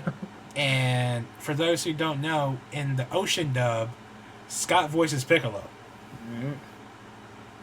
And in the Funimation dubs scene, he voices Hohenheim, Ed Now's dad. Well, I loved his Piccolo. And I walked up, like, one of my friends eased me, like, hi, sorry, my friend's a huge fan, and he would love to, like, talk to you, but he's really nervous. He said, come on over. And I walked over and talked to Scott for a second. I was like, by the way, I love your Piccolo. And he was like, do you realize how little I hear that? Like, oh, yeah, I could imagine. And he was like, obviously people know Chris Sabat, but... And I do hear it, just not as often, so thank you. It does feel good to hear someone likes my performance as a character that is as well known as like Chris Sabat's take on it. Yeah. And I was just like, well, you're a good voice actor, dude. Like, you deserve the recognition. And he was like, let me buy you a drink. And he bought me a beer. Because he was in X-Men too, wasn't he? Right? Or no, for the newer or the older one? I thought he was in one of the X-Men series. I think you're right. I think so. I don't remember. X-Men Origins. Who was he in that? He was in something, but I couldn't remember exactly who he played. Hold on. Nate will find it out. I know I'm not mistaken. He is Wolverine in X-Men Wolverine. Okay. That's okay. I knew it was something. That's the other thing I brought up. I knew I forgot something. Because I had looked it up. Yep. But the other thing, talking about, like Camelot, the new lead singer, having a different band. One of my favorite country singers is Mark Wills. And on one of his CDs, he does a rendition of the song "What Hurts the Most," which everyone knows is Rascal Flatts. But I prefer Mark Wills's any day of the week. Yeah. So there was a concert. It was like a free concert here. While I was in college my last time around in 2015, and it was supposed to be someone else. It was supposed to be Craig Morgan, who was another person that I really enjoyed, but he had to bail because of personal issues. So they got Mark Wills in. And I saw the Facebook post, and they gave away some free VIP passes, and I got one of them. So I got to meet Mark Wills, one of my favorite country singers. And we're sitting there talking for a minute, because we're allowed a few minutes to just chit-chat. Yep. And which was so cool. But I mentioned, by the way, I love your rendition of What Hurts the Most. And he starts laughing. He was like, dude, I don't hear that often. And I'm like, well, most people, they listen to, like, the big hits and stuff. I like listening to, like, the lesser-known songs. And your take of What Hurts the Most, it just feels better for me. Like, I prefer yours over Rascal Flatts. And no insult to them whatsoever. He said, "Oh, absolutely. It's like you just prefer like a specific sound." And let me tell you a funny story about What Hurts the Most. This is him talking. So, both me and Rascal Flatts got the song at the exact same time. We were going to record it, and the reason theirs got pushed as a single first was because I had pneumonia. Like in one of the weeks I was supposed to record it, so I couldn't record it in time. I couldn't get it done in time. And so by the time I went in to record my take on it, their song was already released. Oh, man. So I'm like, dude, that would have been a number one for you, hands down. And I got a picture with him, and it was just, I loved it. That's awesome. Yep. But the same concert, he released a new song around the same time called Night Ain't Even Over Yet. And that's the last new song we got from him, and I'm hoping we get some new stuff. But anyway, I'm standing there, I'm singing every single song he does. And we're just vibing, having a good time. And he starts talking about, I got a new song coming out. And here's the song, blah, blah, blah. He starts singing, and there's this couple standing right here. And he's playing Night Ain't Even Over Yet. And I'm singing along word for word. And the couple go, man, how do you know that song if it's not even out yet? It was kind of released a few weeks ago, but oh shit, so this song's out now? Yeah.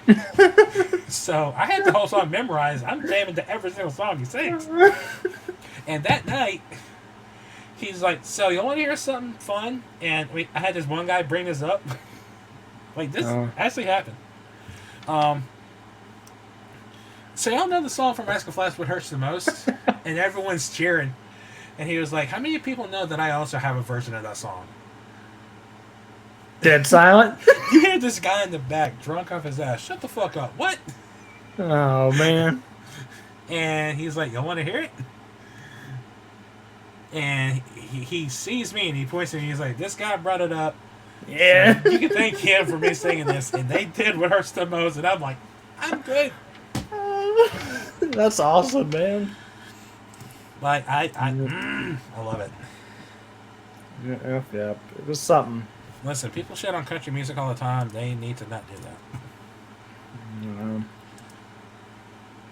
It's just one of those things that happen. Yeah, I know. A lot of people don't really. And it was one of the. You were talking about the shows and stuff like that, especially like with the meeting Skillet and stuff. So I haven't been. Well, they haven't come back around lately, but like with Camelot, it was. When was the last time you saw Skillet? Skillet? Oh God.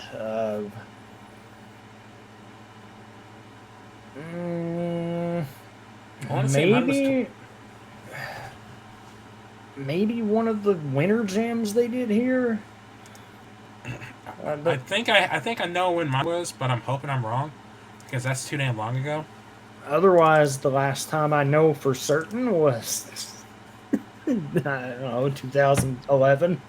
2019 for me. Jesus Christ, it was 4 years ago. It is long past due. No, but they're saying like with the Camelot, because me being the sucker I am, I would do the VIP every time. I want to.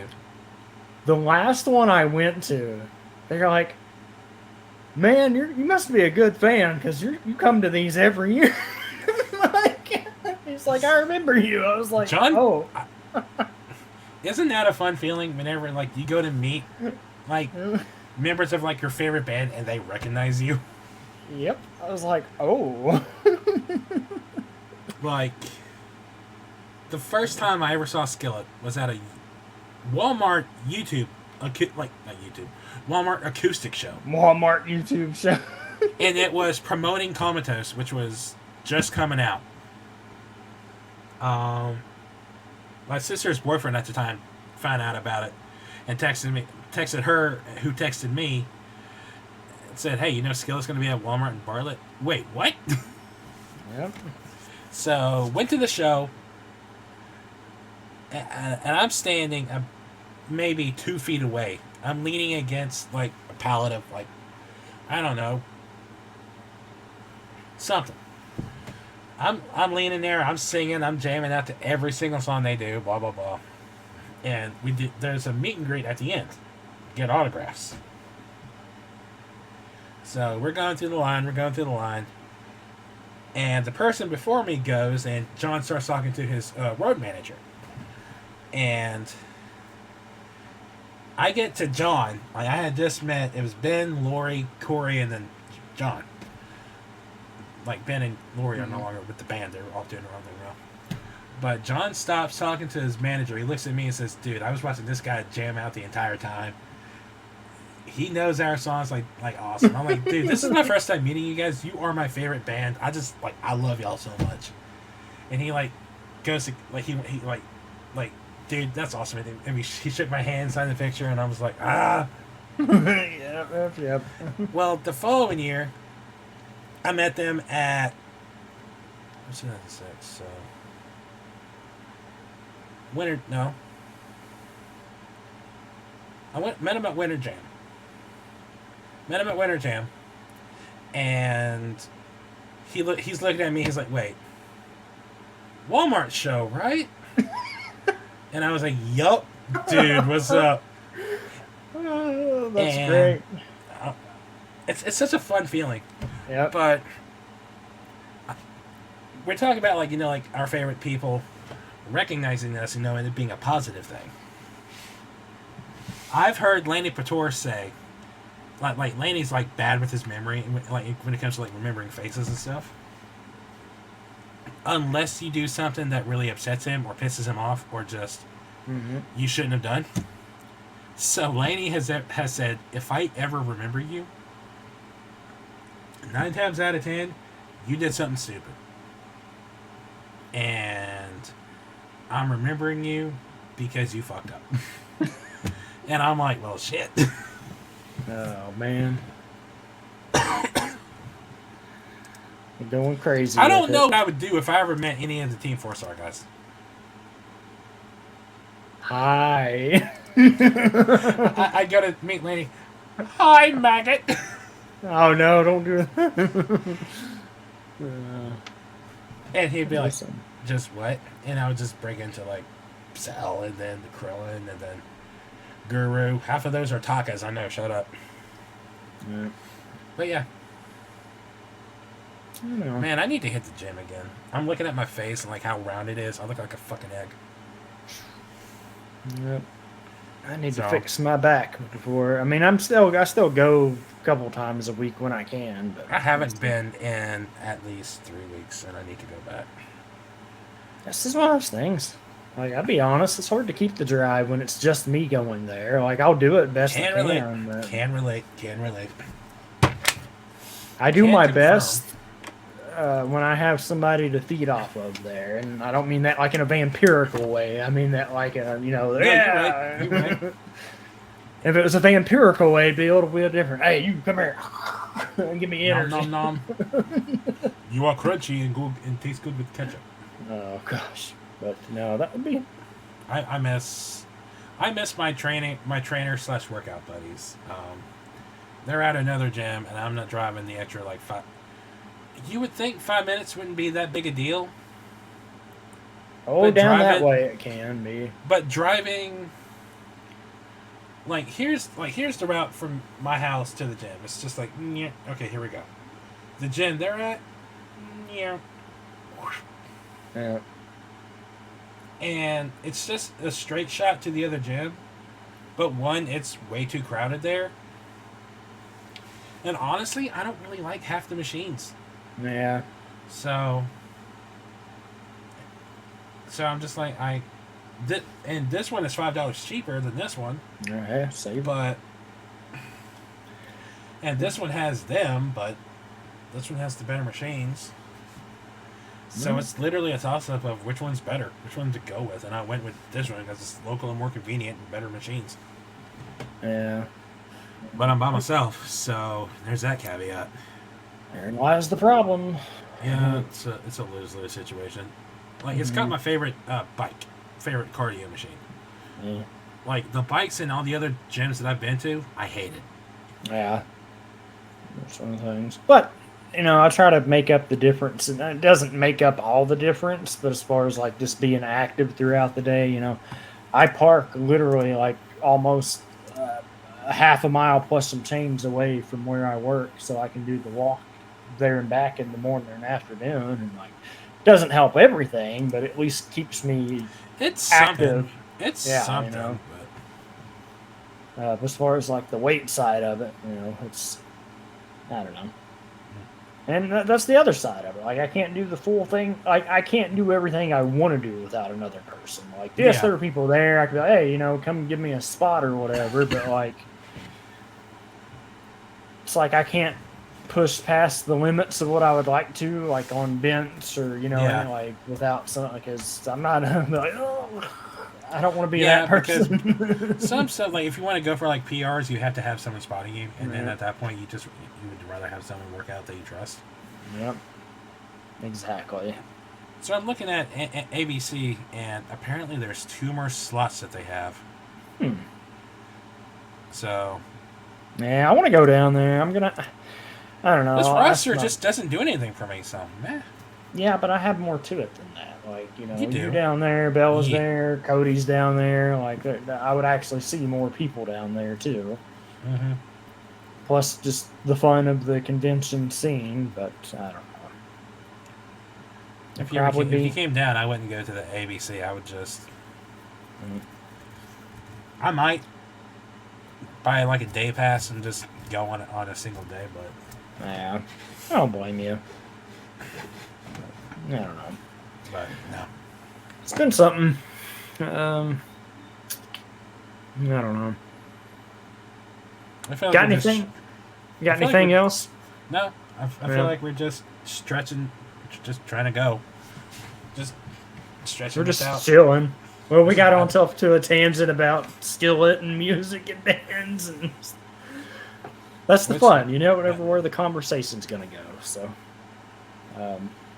Okay, there's one. I just saw a picture.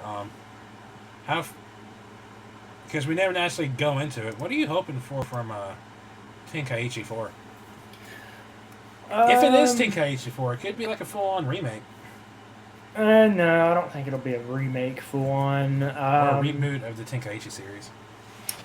Honestly, I'm not too worried about the gameplay because they've had that down pat from Xenoverse now. Xenoverse and Kakarot. That gameplay. What I would like, and this is a stretch, just give me the Dragon Ball roster up through Super and GT. Plus the movies. Yeah. Just call it a day. Well, I feel like the movies are kind of duh. Yeah, I guess to an extent, but it took them a while to add in like BoJack and stuff for Xenoverse. So, but they did it, so it can be done. Hell, Budokai got Broly and Cooler and Bardock in 3. Yep, in 3. So it took them 3 Budokais to finally do movies. So, but nowadays, like Dragon Ball games, like the movie characters are pretty much guaranteed at this point. And what I'm not wondering is if it's not going to be a case of, I think Xenoverse 2 did this, where this is where they're going to start to slowly roll in the new stuff. Like, we'll have Moro as a playable character. Yeah. We'll have... so you think we'll get the Moro and Granola art? As well as the superhero art, which, God forbid. Well, that's what they did with Xenoverse. Yeah. They were like... And then our first intro to hit was he was a fucking Dunkin' Donuts employee. That's what I'm saying. So it wouldn't be out of the norm for them to do that. But I don't know. We'll see. We have to hear more on it first. We'll see what Bandai says at whatever conference they decide to do, if they do their own. Because we're also going to get the Elden Ring expansion. That's curious, though, because in that leak or whatever, it had Xenoverse 3 on it. Mm-hmm. And I was wondering if they just kept that... I wonder if they decided to scrap Xenoverse and just went with Tenkaichi. No. Or if we're still going to get Xenoverse 3. Can you imagine that? Maybe, if we get both. It was because Xenoverse 3 was slated for Q4, I think, on that leak, so it's possible. Yeah. But, I don't know. Hold on. We'll pick us up again some other time. Figure out what we can get going. What you got over there? Just trying to see if there's anything about like a Bandai, like. Yeah, they'll have to do something too because they normally do. I see One Piece is getting DLC for One Piece Odyssey. Yeah, I saw something about that. They said something about potentially getting a Systems Arc game for One Piece. So it'd be like the fighters version of One Piece. That would be interesting. Oh, that'd be fun. What would do really good in that style would be My Hero. Just saying. You know what else would be good? Yu Yu Hakusho. Just saying. saying. That too. I'm so salty. That would be good in that style too. I want to try One Piece Odyssey. Like, it looks decent. Yeah, I didn't know it was just turn-based, though. I didn't like that part. But, you know, it's give and take for turn-based. Listen, we hated the card-based system for Midnight Suns, and now I'm actively trying to get it. Yeah, I mean, it looked cool from what you'd seen, so... I'm supposed to get my tax return before the 12th, and the game goes off sale on the 13th, so... Oh, be pushing it close. Oh, I know. Obviously, I can't afford it right now, but... No. I went to Wendy's after theater, and Wendy's is expensive. Wendy's. I love Wendy's. Got the Dave's Triple and the large cherry vanilla Dr. Pepper. Ooh. Now you're making me hungry. Well, it's 11. It's almost midnight, so no. Yeah.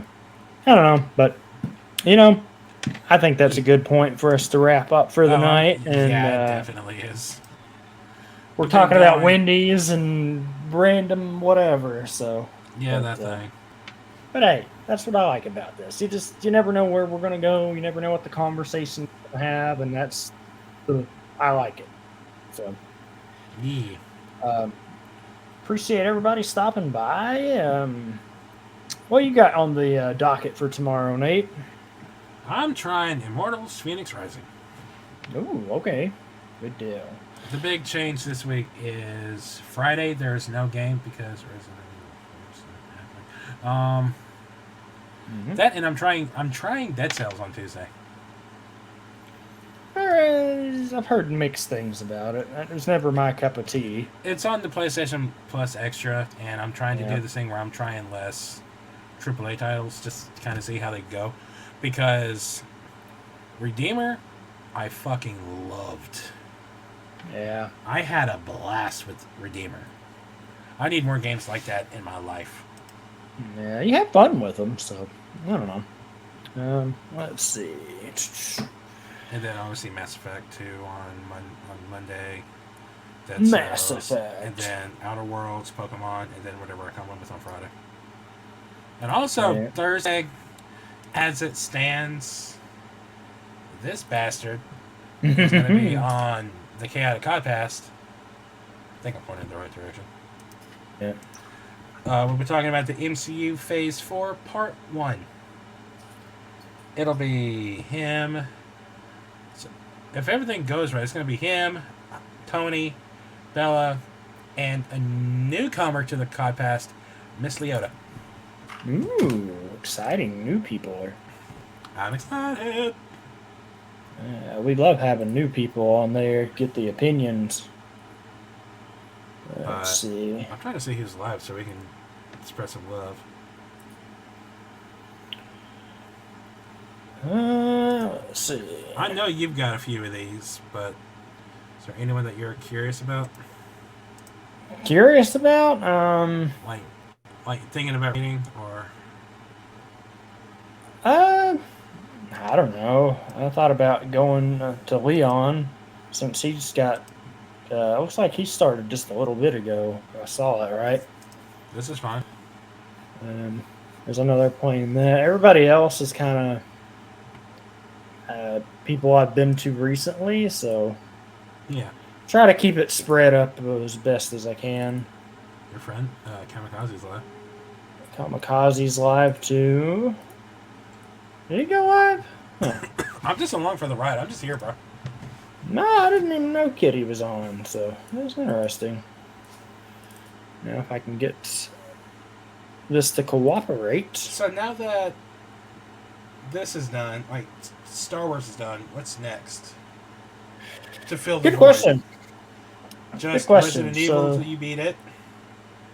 So the only RE4 is left, Majora's is left, and then still gonna try to throw in Punchy Boy there occasionally too, because I've been working on that for Elden Ring, because that kind of got lost in the shuffle with RE4 coming out, and then I was like, Punchy Boy, what? Yeah, because that kind of got lost in the shuffle with everything going on. I know we got that. I know I've got that channel point challenge thing going. Oops. Smacked my mic. Well, don't do that. Don't do that. What the mic ever do to you? Rude. I didn't mean to smack it. You kiss that mic and you apologize. But I know it's a channel point challenge, but I really... The Wolverine? Yeah. I kind of want to just say, you know what? This is happening regardless, but... Yeah. No, it'll be good. I'll have to figure out what to interlude with the gap, because obviously I do less days than like what you do because of the work schedule I have. But Survivor's going to be here in like 2 weeks, so that's going to be eaten up. And then 2 weeks from yesterday, I think. No, 3 weeks from yesterday. Today. 2 weeks from today, isn't it? No. Or 3 weeks. Three. Yesterday. 3 weeks from yesterday, yeah. Yesterday. Yeah. I don't know why I was thinking today. 1, 2, 3. because I'm going crazy. Math. But keep an eye out, folks. There will be something else coming for that weekend, too. I just don't know what I'm going to do yet, but I'll have to talk with my mod peeps. Gotcha. I.e., we're talking after this. Yeah. After we write out. Yep. But we'll get that going, and we'll go over here and see what we can't figure out. And appreciate you, everybody. Need to set you up a raid message. I know, man. I gotta figure out how to get the things in there. But appreciate everybody. I'm gonna get this wrapped up here because I want to get something set up for editing as soon as I can do it, if it'll let me. Where's my stuff at here? There it is. So we'll catch you guys next time, and hope you all have a good rest of your evening.